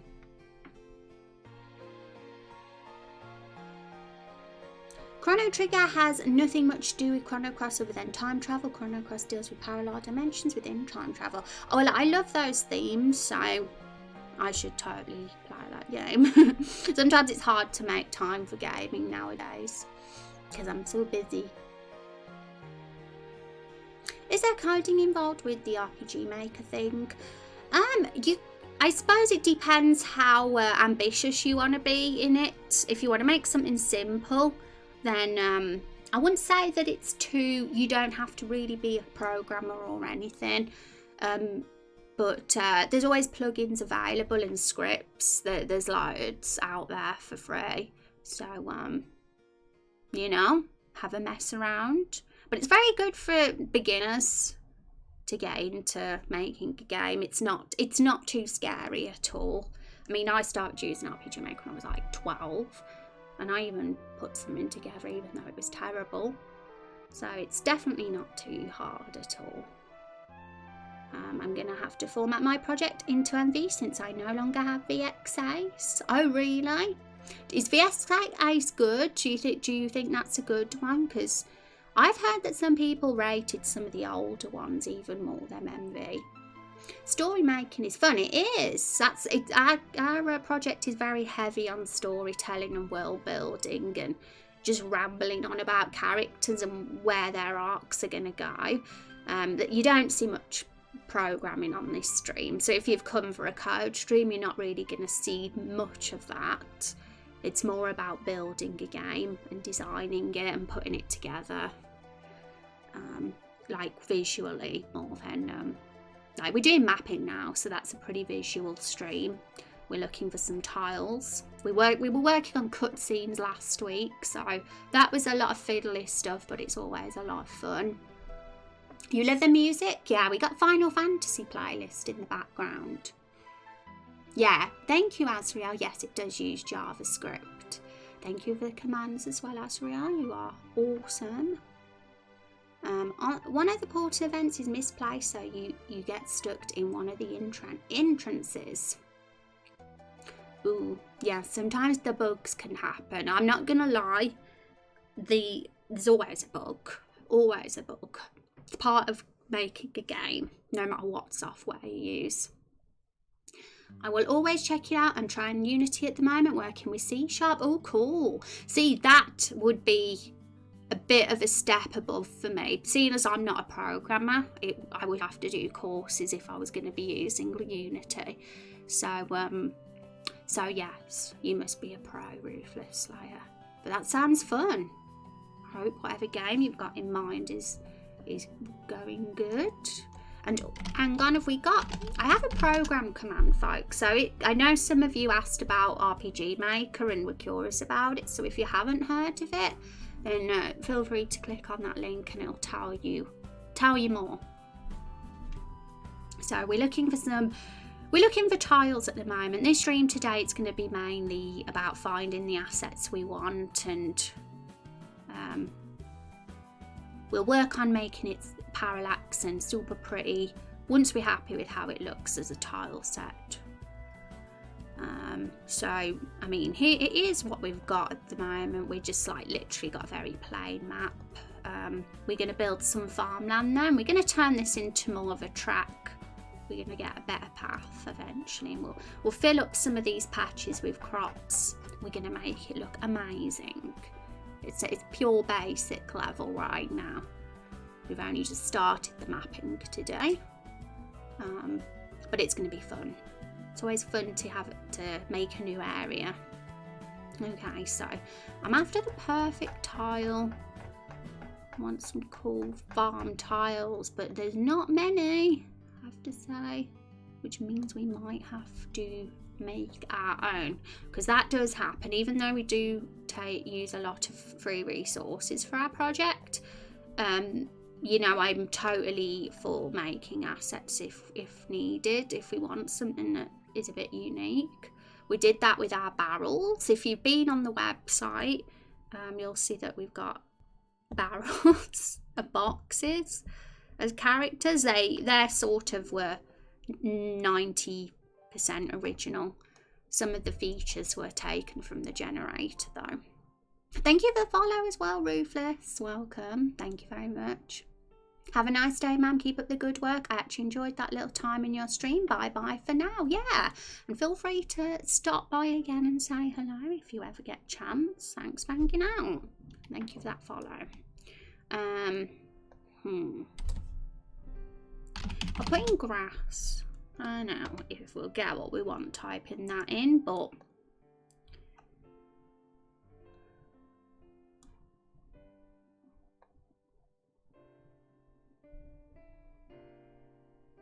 I keep seeing that one and thinking, oh, that's pretty, and then realise it's the one that you pay for, which I would do if necessary, but if we can, we'll get what we can for free. Ooh, what's this one? They look okay.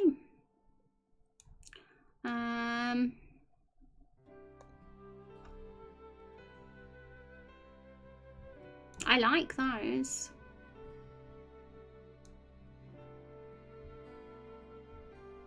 They're by Panda Maru as well, the same person that did the trees that I use. I'm going to tab that one up because we're going to be having to be thinking about crops as well once we've done the patches.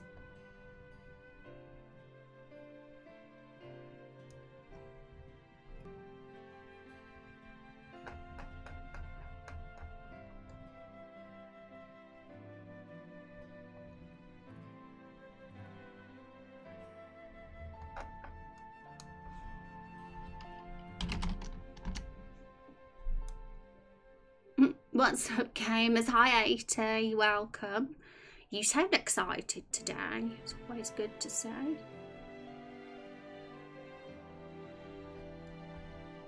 That's a pretty farm.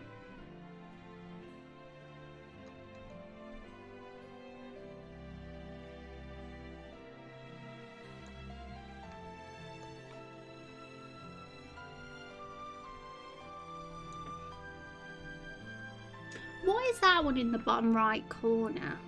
I'll have a closer look at that one. That might be what I'm after. It might not be. I'm not going to get my hopes up. I really love the look of this, if it is a free resource, but it's too different from the style of our game.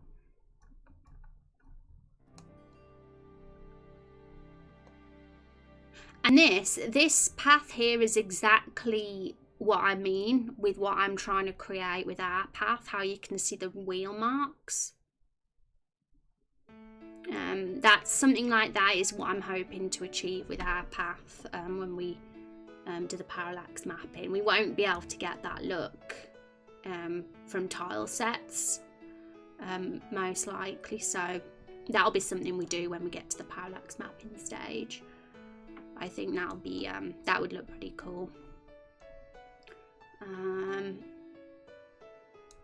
I'm gonna tab that actually, because I might want to use that image as a reference.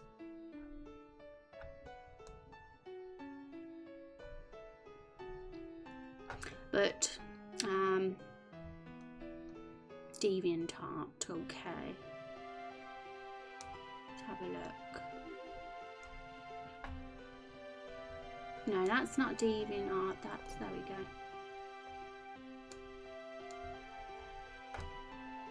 That's not the... Sometimes you try and Pinterest doesn't take you to the right thing. I don't want a boat. What's going on? I want the tiles. Look guys, there's tiles here that I want to view. Let me see them please. Takes me to a damn boat. I don't get it. That's not the first time it's happened when I've gone on Pinterest. Does RPG Maker make it easy for Mac compatibility? I'm not actually sure. I believe it's possible because Azriel asked me the question if it was going to be on Linux, and I cannot confirm whether Raindrop Chronicles will be on Linux or Mac yet. It all depends how easy that'll be for me to port them onto that, and I won't really be able to know for sure until we get to that stage of the project when we're happy with episode 1. We start thinking about the release of the game, and that when we start doing testing and stuff, that'll be when we think about the platforms. But I think it is possible. Got an energy drink from my local coffee shop. Itch.io. Oh, do they do talk? Because I always thought on Itch, like it's all, there's a lot of paid ones, but I tend to just use Google Images and go on wherever I'm taken, and sometimes that can be itch.io or DeviantArt or anywhere. I just type in the tile set, I put in tile set in Google and the description of what I'm after and just look through Google Images, and usually most things pop up. I hope they do anyway. None of the internet better be hiding from me. You swear that Brave Exvius was made with MV? Yeah? Maybe it was. Yes, it can, not sure of the file type. Maybe just an app image would be the easiest option. Uncreative, thank you for the follow. Welcome. What is your opinion on the Final Fantasy VII Remake? I think I've played the demo and it's visually and sounds amazing, and I cannot fault it in that regard, but it's very hard to make judgment until you've played the whole game, I guess. But I'm very excited, that's for sure. Willow, thank you so much for that raid. Oh my goodness, how are you guys doing? Welcome. I hope your stream went well. How did it go? Were you guys playing Elder Scrolls Online again? I hope it was good. How are you doing? Ambria Roa, welcome to the stream. Welcome. Welcome guys. KT Dot, welcome as well. Thank you for bringing your community over, Willow Scale. I appreciate that. Can you tell Willow Scale that I missed her more, please? Thanks. Hi Jim, welcome, and thank you for the 1 bitty. I appreciate that.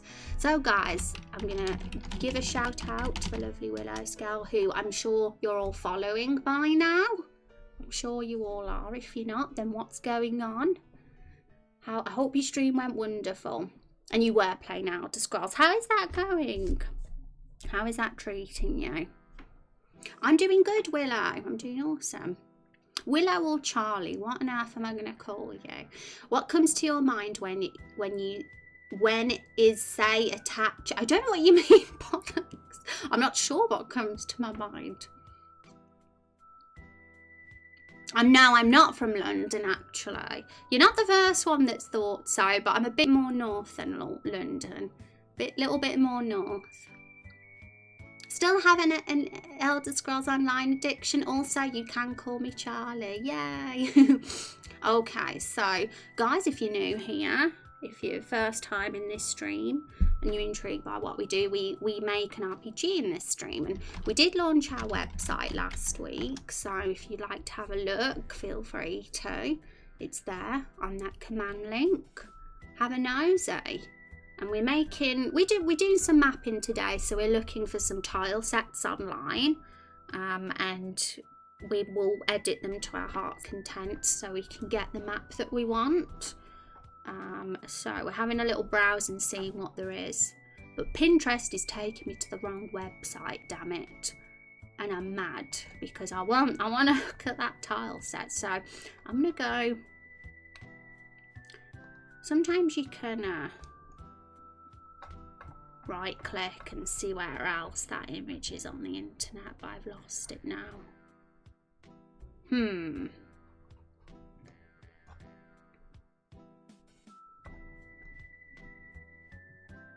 But I might have to have another look at these tile sets later, because I'm not kidding, it can take hours finding the perfect tile set, especially when you're fussy like me.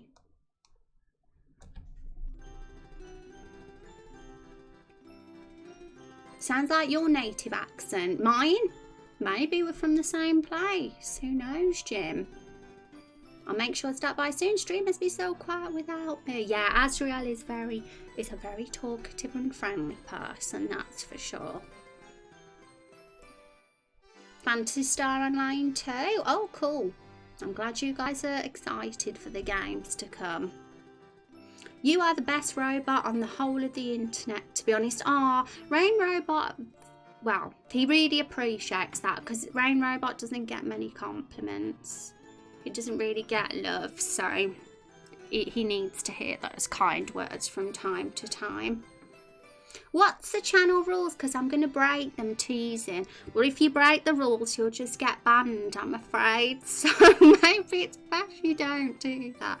But if you are genuinely curious, just scroll down into the panels, and there's a heading that has values, and you can read them. The first time you come to the stream, it should pop up as well in a box, but we do have them in our panels in case you miss them. The accent is Australian, right? People have thought I'm from Australia before, believe it or not. Shocking. French is the funniest one. People have thought I'm French. I've had Irish as well. I thought she was Canadian.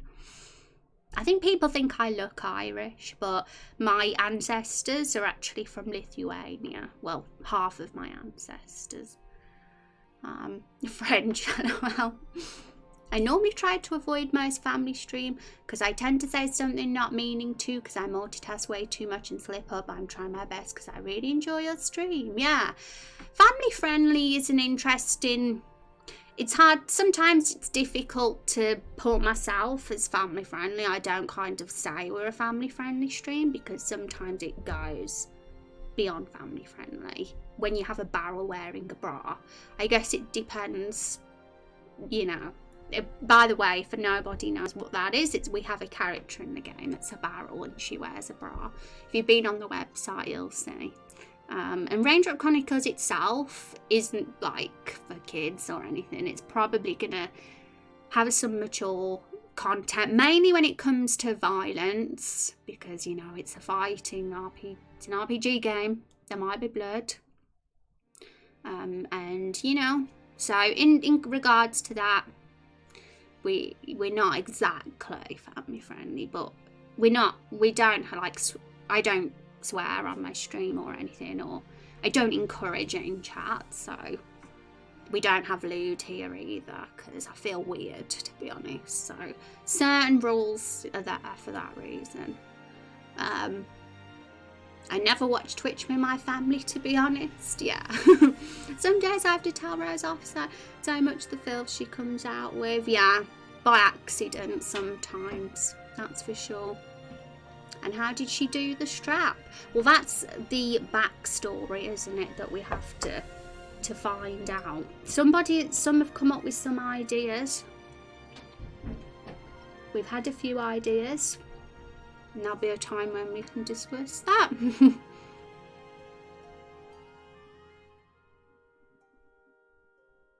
Give your artist kudos for me. OC, what's OC mean? Let me know. But we don't have one artist. We use multiple resources in this game. So, sometimes I'm the artist, but it's like literally a mishmash. We just use whatever we like the look of for our game. Original character. Oh, you mean the character art in my panels now? That's I understand what you mean now. I thought you meant in the game. But yes, that's there's also the artist's website I've got a link to in the panels if you're interested. Under the info section. I was wondering about the rules. That was my way of asking about them. Yes, but if anybody ever does anything weird or says anything weird, you like literally just get banned. It's as simple as that. I banned someone last week because it just wasn't appropriate what was said in stream, and I don't like to have. I like to hang out with nice people. So yeah, I don't have any hesitations in banning if necessary, but I'm sure all of you are lovely.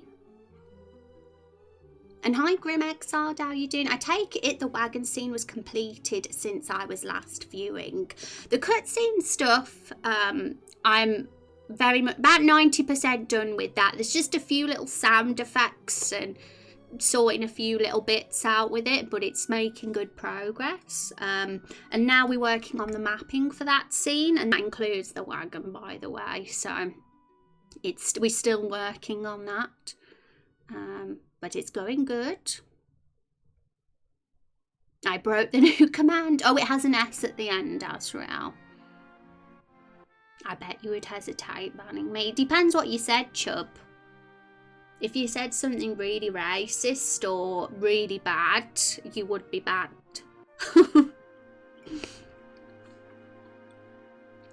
I did miss too much. Yay. Well, welcome back, Grim Exiled. I hope you've been well. You would cry a tear before plunging the knife into me.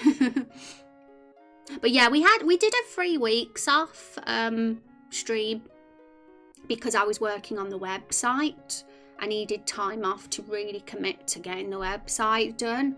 And I only just came back last week. Or was it the Friday before last week when I came back? This is our 5th stream since being back. I had like most of February off for that website. So yeah, things, if you haven't been to the stream for several weeks, it probably seems like we haven't really made much progress. And that's because lots of time on the website. Okay, so why are we getting the tile I want? Sometimes this happens, but we'll find it.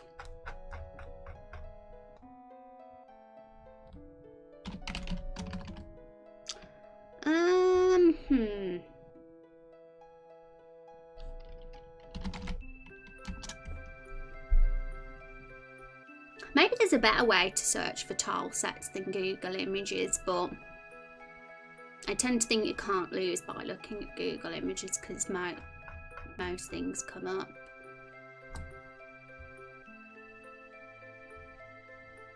That's why Rose won't make me a mod chub. I just ban people for the commenting. You know, like when it comes to mods, like if you've been a regular in the stream for a very long time, ooh, the fruit has landed on my desk. Ew, banana. Soggy banana. Right. Yeah, if you've been a regular in the stream for a really long time, and it's not just about being a regular, it's about doing things like being very welcoming to people, doing commands and stuff, and just generally being a super responsible person in the stream. You might, who knows, one day I might ask if you wanted to be one. It's not impossible. Hi Rex, how are you doing? Sneaking in like that. Nearly missed you. Also, Rose likes you as when she mods someone, it's like a curse. You get banned soon after. Yeah, there has unfortunately been a history of unfortunate modding choices from myself. So I've kind of become a lot more cynical when it comes to modding. Because for some reason there is a curse. Whenever I mod someone, they get really power hungry and become scary. And I've had to ban mods in the past because of that. Twice it's happened. Sorry guys if I'm pulling a face. It's because of soggy banana. I really don't like soggy banana. I like to have it as a full banana. If that makes any sense. Ew. Do you guys like bananas when they're chopped up? That's what I mean. I don't like chopped up bananas. I like it. I like to just peel it and have it whole. And the first part, what can I say? You can Google sprite sheet or tile, maybe. Yeah. Hi, Mycon. I tend to Google tile set most of the time. And I did find the perfect tile, but it's Pinterest. I don't like Pinterest. I'm going to admit it. Don't like it. Because it never takes you to the right website. Chat is generally way off topic as usual. Yeah, the power would go to my head. Yeah, generally I know now if somebody's a trustworthy person. When it happened in the past, I was a very new streamer, so sometimes you're a little not as good a judge of character. I'm better now. Oh, I can't have this. It's too soggy. It's not sticking to the fork. Melon's getting stabbed to death. Guess what that is? It looks like something really weird, doesn't it, on cam, I bet.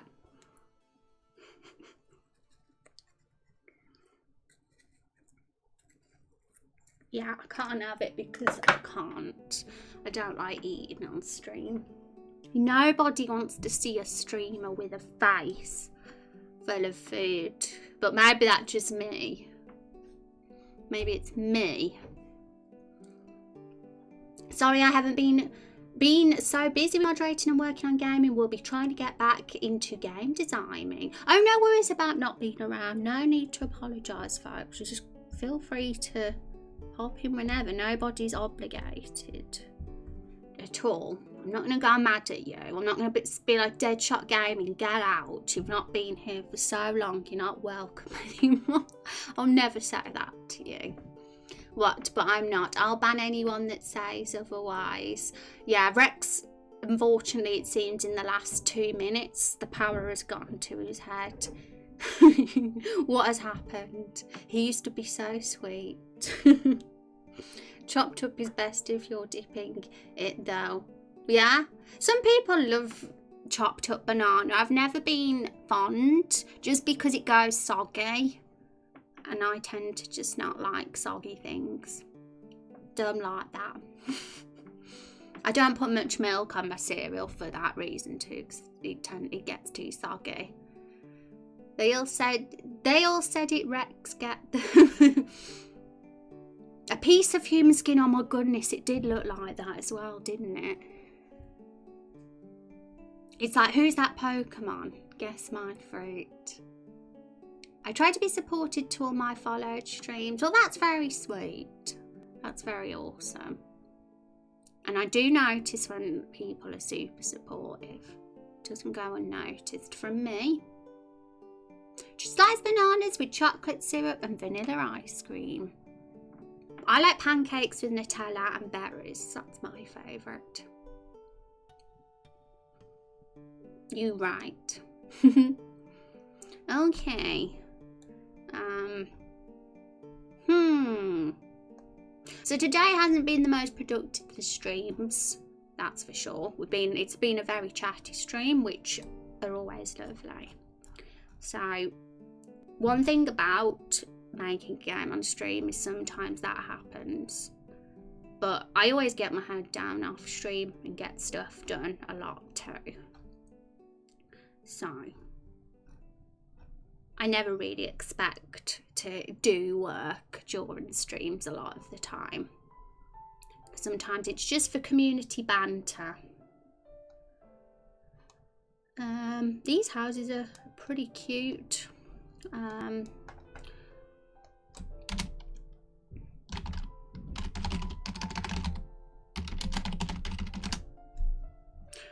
I need to think of some more definitions for farm. I need to broaden my vocab, I think, and then we might find what we're after. We could always just use stuff like that for what the crops can grab on, but I don't think it would look as good. I'd rather just have it be more real.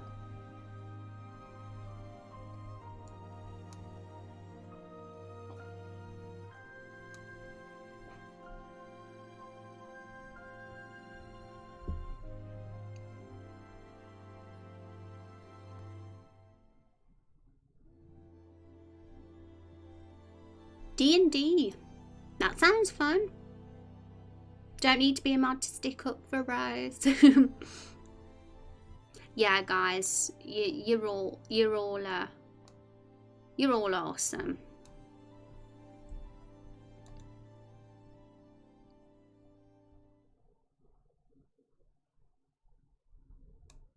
That's a well mapped tile set.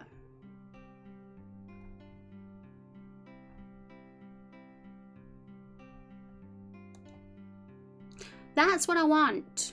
That.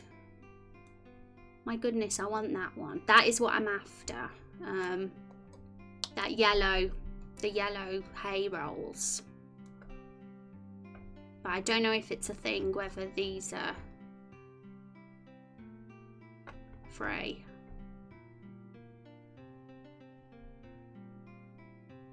And I don't know if these are for MV either. These are RPG Maker 2003, I think. And the graphics, the look of the graphics are definitely a bit different, but we could make it workable. Because it's the only one I found so far. I'm going to search Google for this image, if we can find the creator of it. It might just be vanilla though. Seemed like it's only on that one website. It would have been nice to know where it came from.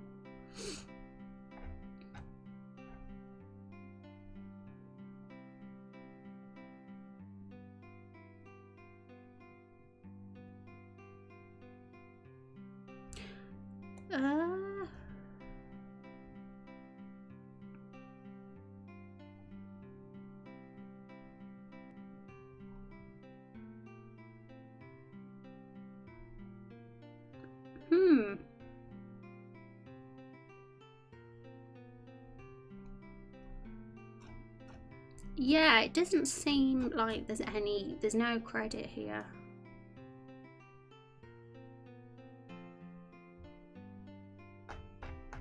Eeps.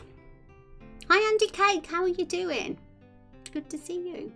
What scale are your character sprites in game? The tile set size is 48 by 48 pixels in RPG Maker MV, so it definitely differs from the older ones. And if we was going to use this asset, we'd have to edit it for sure, because sorry, I got a cough. Because it's probably not going to be the same. This is a very old RPG Maker, and it might be one of the default tile sets, because this person here, I've looked through, it doesn't seem, there's no like credit for who made this tile set, which makes me wonder if it is one of the defaults for the one of the RPG Makers 2003. But I'm not sure if we should use that one. We might just use that as a reference and then just make our own from it. So I'm going to see how big it is first of all. Let's pop it in Photoshop. But that's the one I'm looking at, just simply because there's been no others. So, you know, we got to grab what we can. As long as it's, you know, if I can find who made it. But let's say, because I don't know if it's going to look right with the rest. It's definitely a little bit more, the style of it's slightly off, so I'm thinking of changing it a bit. Might change it, folks. I don't know.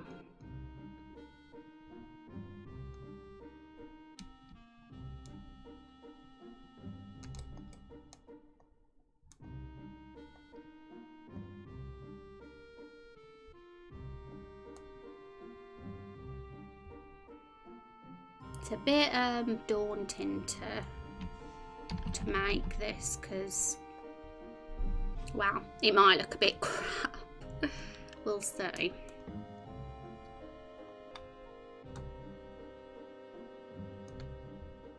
Yeah, how are you doing, Andy Cake? Most of all, I do like these white bits, so we'll just fill those in first and see how it looks then.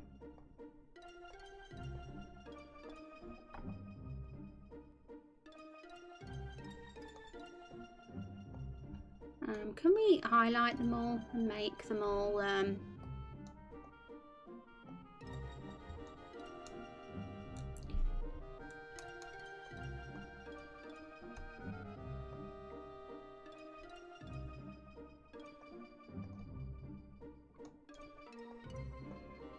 we go.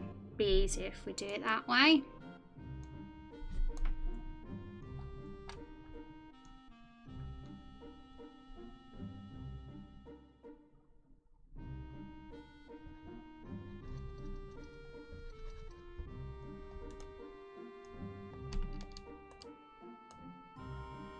Cheating? What is cheating? Explain.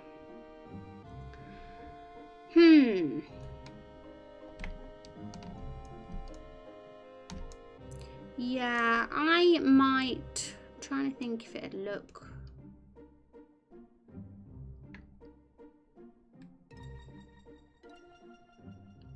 If we just edit it, and it's slightly a bit more pixelated than I want, and it's probably because RPG Maker 2003's got a sort of more grainy look to it. Looking at the tile set here, it definitely has a more grainy sort of look to it than MV does and the later ones. So I'm gonna just maybe try and smooth that or make it look a bit more like the new one, so it wouldn't look out of place. And then it might look okay then.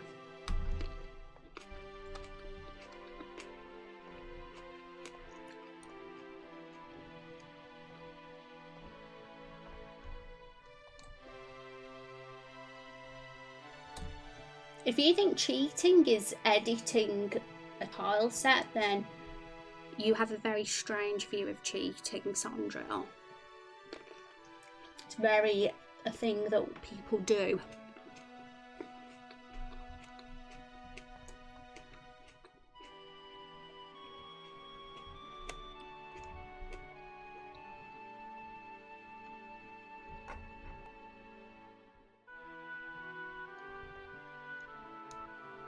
I mean, marking all the pixels instead of manually clicking them. Oh, right.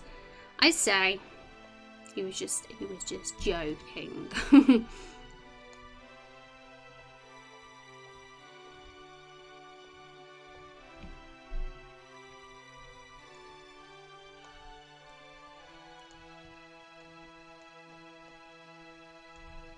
I'm back. Welcome back. How are you doing?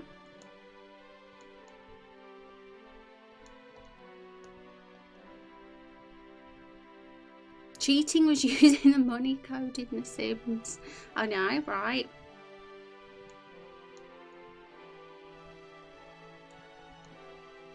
We all did that though, let's admit it.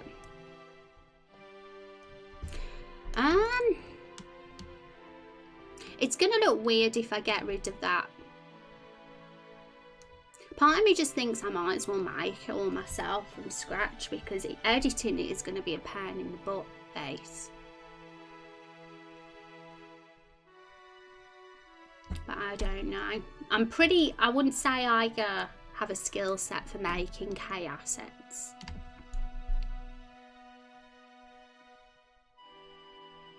But we can see how it looks in game before first, because it might not look as bad as we think. Just a slightly bit more grainy than I want it to be, in all honesty, but we'll see. Where shall we put this?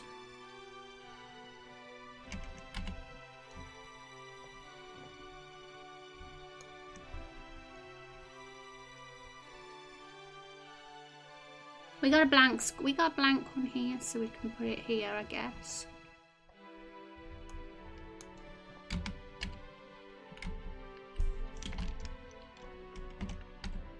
They're smaller.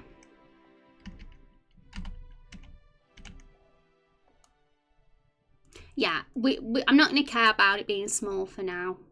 I'll make that edit afterwards if I think it looks okay. Oh no, I've saved over the wrong one again.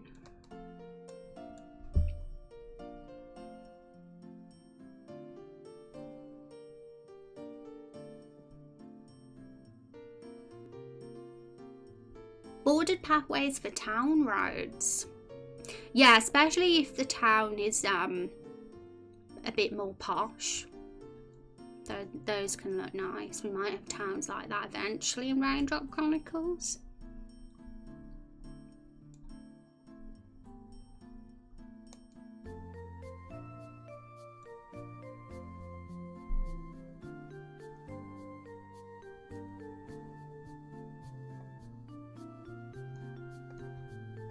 Okay, so I've saved it, so the updated version should be up now. See how it looks if we put it in. Okay, we're gonna have to reload it again.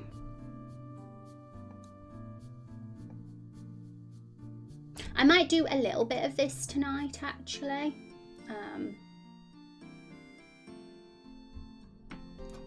Off stream, so there's more for you guys to see tomorrow. I want Steam to stop showing up every time I open RPG Maker. That'd be nice.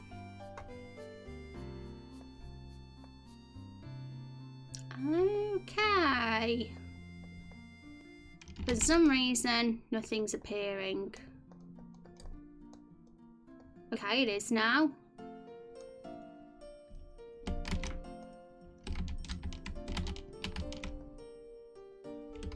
I think it's the tile set position that's the problem there, because as we found when we did the mud, we needed it on all the 6 tile set squares to work. So yes, we might have to put this one on a different tile set, not the ground one.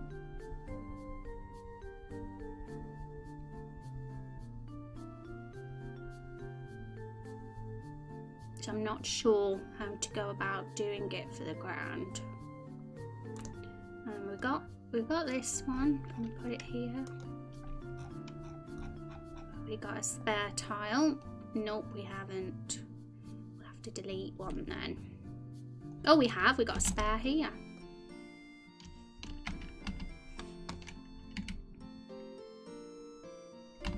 Yeah. So we got. It's a few pixels too short. Or 2 pixels too short. We'll fix that if we're happy with the look.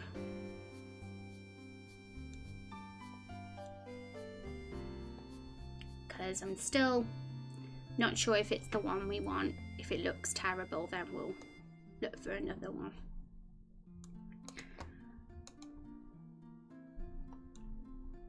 I'm going to look into seeing if it was the part of the default RPG Maker 2003 though, because if it is, then that's all good.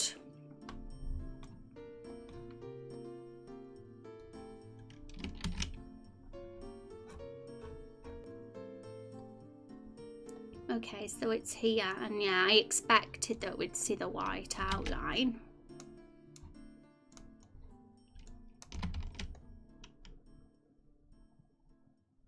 One thing I think could be, what would be better if we didn't have the line, so it wasn't a square. So we could edit that. I think with a small edit, this could work. So let's see what we can do.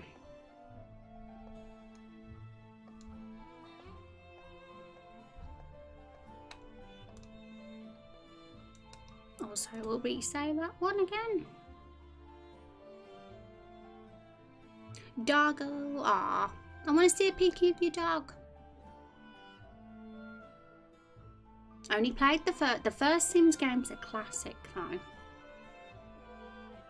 I played that one to death.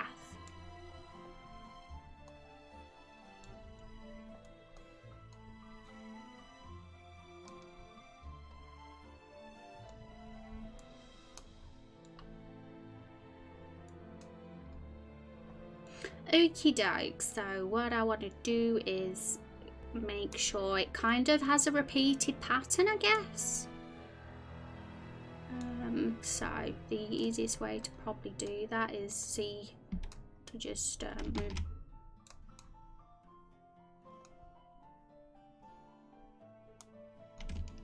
put two together side by side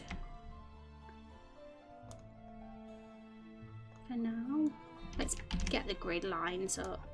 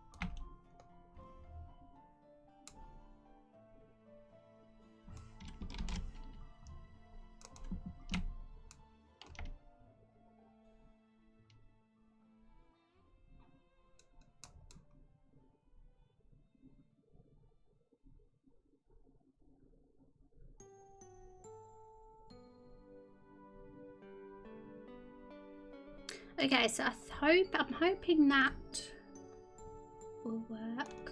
Just drop that off now.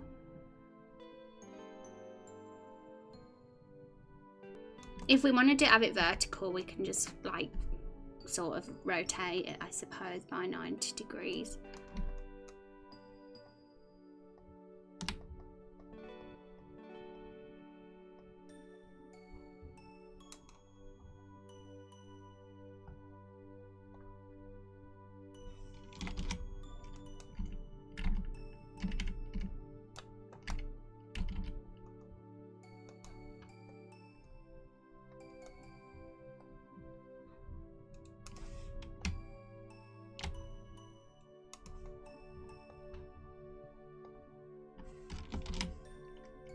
Hi Andy Diddy, welcome to the stream. Split it horizontally in the middle, moving top, up and bottom by 1 pixel, then copy and paste in the center. Oh, Azrael has a smart way of doing it. I probably did it the messy way, didn't I? But that's a smart. I mean, if this one works, then fair enough. But if it ends up looking messy, we can do Azrael's way.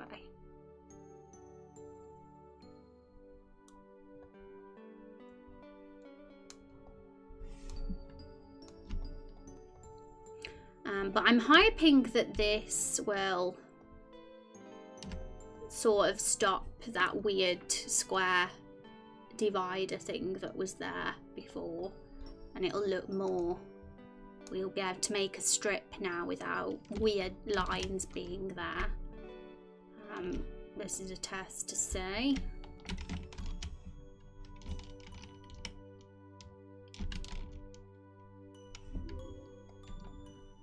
Zent, thank you for the follow. How you doing?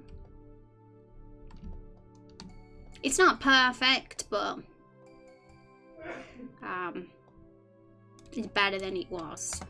Can always spend some time off stream, like fixing it.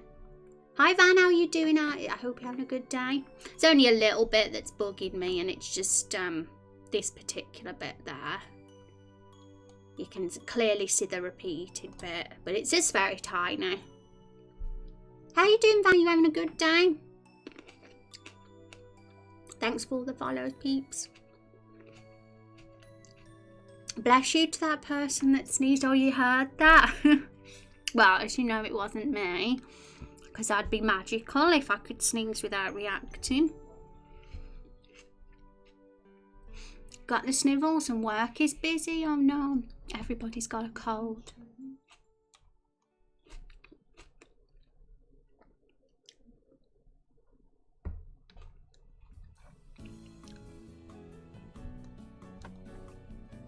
Okay, so let's save this and see how it is, but we don't need the extra bits.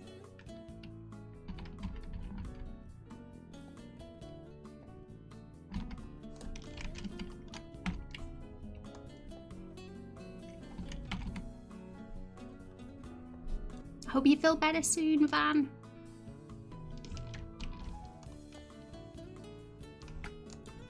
Do a rotated one, so we've got a vertical version.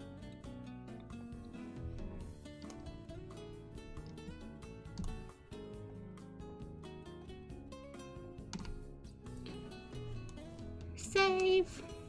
But at least we've got, you know, a hay texture now. That was the goal. So let's put it in the game now. And then we'll think about what the next thing to add could be. Does anybody have any good creative farmland ideas? Other than patches of different land, crops, fences. Ooh, scarecrows could be one.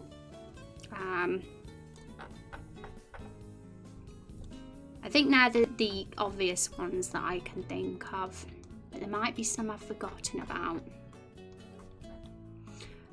Okay, so let's close RPG Maker and open it up again. Chub Cheeks, thank you for the sub. Oh my goodness, 22 months. Get that mug out. Oh wait, you don't do that anymore now. We have an even cuter creature now. Thank you very much, Chub, for that sub. I appreciate it. 22 months is a crazy amount of time, so I appreciate that. And can we have some hype for Chub, everybody? Dead Pixel, thank you for the follow. Welcome. Hope you're doing well today. So you want land formations or objects on the land? Well, objects on the land, give me an example of what objects on the land could be. I mean, we could have it all. I kind of want to go all out with the map, but we're doing it all a step at a time. So we're doing land, patches of farmland first, because that's always, you know, that's the base, the ground. And then we'll build from there. We'll think about crops and all the fancy stuff after that. But we can have another mud patch, like maybe round here or something. We'll put one there. And this is gonna, it's a cart. It's gonna be a cart, like sort of road. Oh, that path is gonna be changed eventually. I'm looking for doing something much more like this. Let me get it up for you all to see.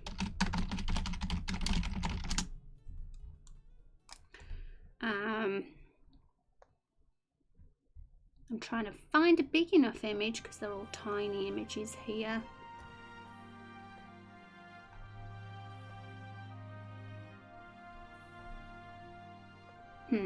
Can't find one right now, but well, there's one here. Like, see how you've got the wheel marks and stuff? Something more like that for our path. That's what I'm trying, that's what I will have at the end when it's all done. At the moment it looks a bit not ideal for what we're doing, but it'll look cool when we get that. I think, because the path we've got up now is basically just the same as the Everbloom Forest. So where are our lovely hay bits that we've got? Okay, here they are. Oh, we've still got the weird white stuff. Oh no, what's going on? Why is that there? Because we did do a repeated pattern and we did fill in the white. So that should be gone. Maybe I didn't save it properly again. Let's resave. Yeah, I didn't. That explains it. Okay, let's do it again.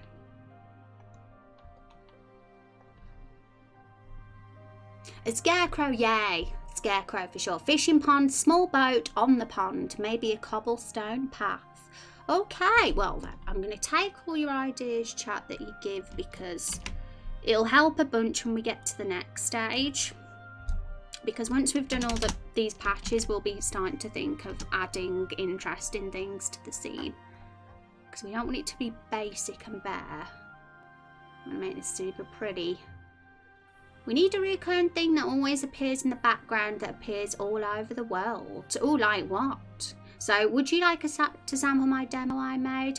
Feel free to pop any game or work you've done in the creative channel in the Discord if you want to show it off to people. It's very difficult for me to find the time to play any games right now, but I'll always, like, if I ever do get a spare moment, I'll have a peep. But the community in general might love to have a little look, so that's what our creative work channel's for anybody that wants to show anything off that they've created.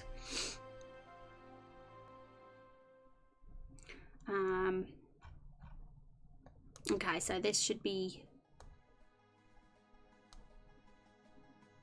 right. So it's not 100% perfect. I want to make it look a bit tidier, but it was better than it was before, at least. And I want to blend it more and make the repeated pattern look a bit neater, because you can kind of still see that there's a line, but crops will go on top of this anyway. But I'm going to mess around with that tile set tonight and see to get it looking prettier, at least. I like how the mud looks. And other than that, what other sort of patches can we have? So there's mud, there's we can have like a more brown version of that one, maybe. Suppose different colour schemes, because I've got a farm picture here. I'll have a mess about, but for sure I'm going to get these patches done before tomorrow's stream. You can have fences or bushes going around bordering them, maybe. Don't know if we've got any on this tile set, so I might have to find some.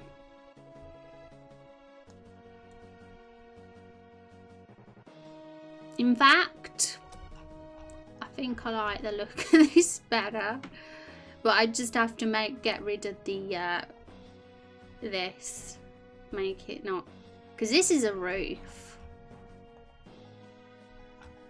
It's actually a roof, so I'd have to make it more flat and not have those edges, but I actually like it more than the hay one we've currently got.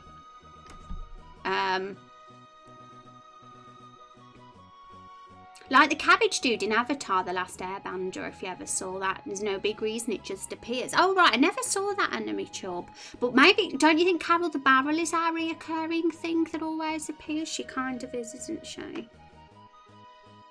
But we might have more that do characters that show themselves. Possibly a picnic area or maybe an outhouse, that would be funny. Oh yeah, the only thing is, when doing this particular scene, we don't want landmarks, simply because it will be repeating itself. It's going to be a parallax map that repeats, because we're watching a cart travel for a bit, and so we want everything to to fit for a repeated background. If we have something that stands out, that's very specific, then we'll be constantly seeing it, and it will be a bit strange having the landmark or keep being there. So that's the only one thing we need to be aware of when we're making this. Hamster. Oh yeah, chub cheeks. Your character's gonna have a hamster mount eventually, that's for sure. Can't miss doing that. Since it looks like you're doing farmland or junkyard, I always see those dotting the roads when I'm driving rollers. Yeah, I think if when we expand on this area, if it ever becomes a zone that we visit, then for sure we're gonna have to consider buildings. But the only thing is, like you say, it might be a bit much if we keep seeing the same building appear. That's the only thing for this particular map, that is, seeing as it's a repeated map. But for sure I agree with you, it'd be cool to get some awesome looking farm buildings if we ever like do this as a zone. Signs. Oh yeah, signs. That's a good one.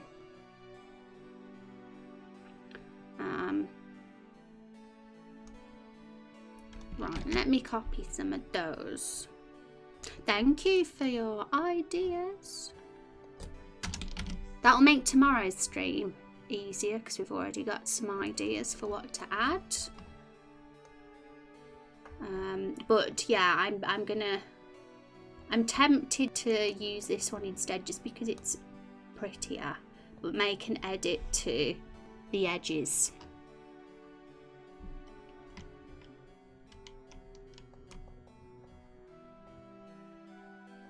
And we can just add some crops on top. Potholes. Also gated fences and flower garden planters that can line the roads. My goodness, you guys are full of ideas. You're too awesome. So I've copied everything, so I can look into seeing if there is assets like that we can have. I want a small pet hamster which I can make through magics. Yeah, make big through magics. That's actually pretty cool. He starts off small, you find a small hamster and you use, you know, your assistant magic user who you have as a buddy can have a job to make him super big and thick for you. I think that would be an amusing scene. And the hamster would be the next most popular character in the game after Carol the Barrel, Stumpy, and the fruits. Probably. Who wouldn't love it? Is there a way to randomise the background while it is scrolling? Maybe you could have multiple backgrounds with a small chance to see the more unique ones. Well, the thing is, like, if we want, it would just increase the time to get this map done, and I kind of want to get it done this week so we can move on to the next bit. It could be interesting if we did do that, but this overall is a small scene, in all honesty, and we only see the cart on the road for 10 seconds maybe, and before we go into the cart and have the dialogue sequence inside the wagon, which is here. So I'm not sure it's worth going all out and doing something fancy just for that, but it's nice to, I want to put an effort into the map simply because I'm pretty sure this will be an area in the game after the Everbloom Forest. Rose herself was a farmer and perhaps lived here, and her backstory could lead to this kind of zone and area. So I feel like thinking about how farmland could look and making an effort with the mapping will be worth it, because, you know, we'll probably be expanding on this area in the future. So for sure. Wheelbarrows. Oh, that's a good one too. Another thing, the occasional dead animal found on the roadside. Oh no, I'm gonna cry. The game is getting violent. But yeah, I think that is a good creative idea. It's always good to like fill as much in as possible. to the world so it's not all bare and boring, for sure. Some of them all won't work for a repeated background, but it'll be cool to have the ideas there for when we actually make a little settlement here and expand on what's beyond here for when the characters come here later in the game. So thanks for your ideas, guys. It'll really help a bunch when we are designing this. Also, you can find trash cans along the sides of the road for pickup. Cool. Thank you very much. My notepad file's all big now. Right. Okay, so I'm going to save that notepad file.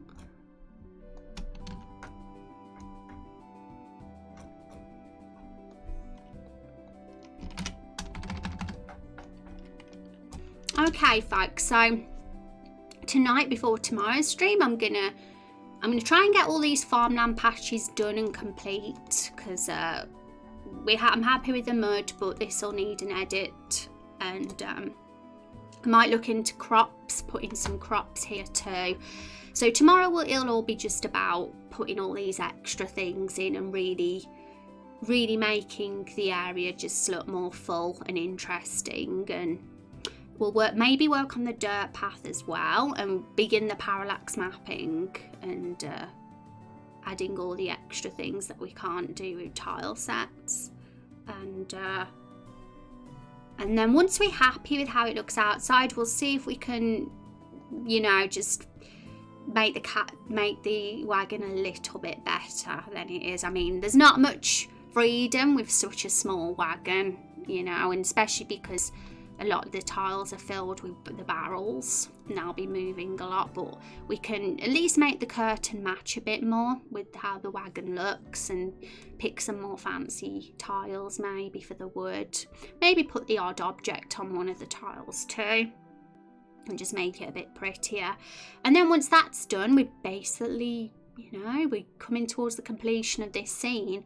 There's still a few sound effects I need to add to the scene. I need to also conclude the scene because it's ended at the moment where Carol's outside and the cart's gone off. Rose climbed onto the cart and she bit the driver, the hijacker, and Carol witnesses that. But it drives off and Carol's left behind, and I kind of want to put a conclusion to that scene. But it's going well, and I'm hoping that this week we'll get all that done, the mapping and finishing that, and then we'll be moving on to all this stuff next week. That'll be it for the cutscene. The characters will be going on to the next bit, which is the first boss. So the fruits, we'll be seeing them again.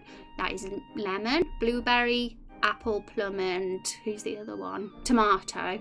Why would I forget tomato? We'll be revisiting those guys because it's been a few weeks, hasn't it, since we've seen those last.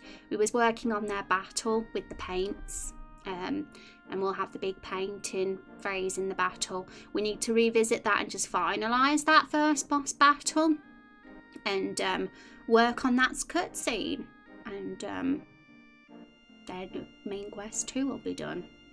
And then I'll probably open up side quest ideas, and we can talk a bit more about world building perhaps and lore for the Everbloom Forest. So I think it'll be good to have a sort of theme and maybe a few little tropes to base Lakefall and the Everbloom Forest on, and the side quests can fit around that just for a bit of consistency, so things don't go too off track.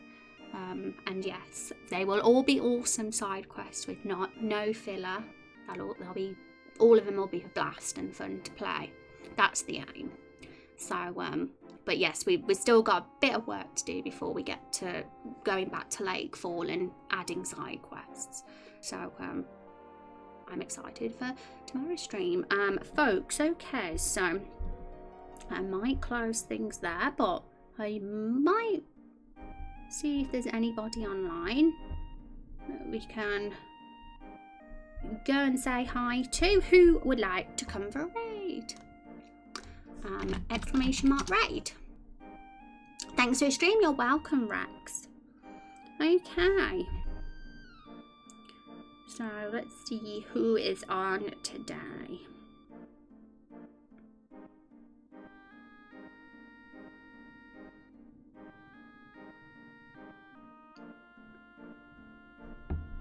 Right, so Mia's on. She's playing Final Fantasy VII, which is, well, one of my favourites, as most of you would know, if you know me well.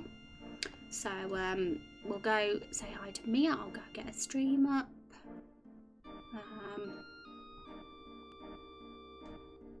My goodness, I have a ton of tabs open. That's for sure from all the tile sets I've been looking at. So I'm going to get the stream up first so the ads can be finished. We don't want to have ads getting in the way. But thanks for hanging out, guys, and for being awesome for all the chats today. Definitely be more chatty, talking, than getting stuff done. But sometimes those days happen. They're fun. Always a blast. And I'll see you all tomorrow, and we'll be carrying on with this. What I was doing today. So I'll see you tomorrow. Thank you very much for hanging out, and feel free to, well, I've put Rose Red Blood, or, you know, just say hi. Totally up to you. And I will see you all tomorrow. Have an awesome Monday. Bye bye.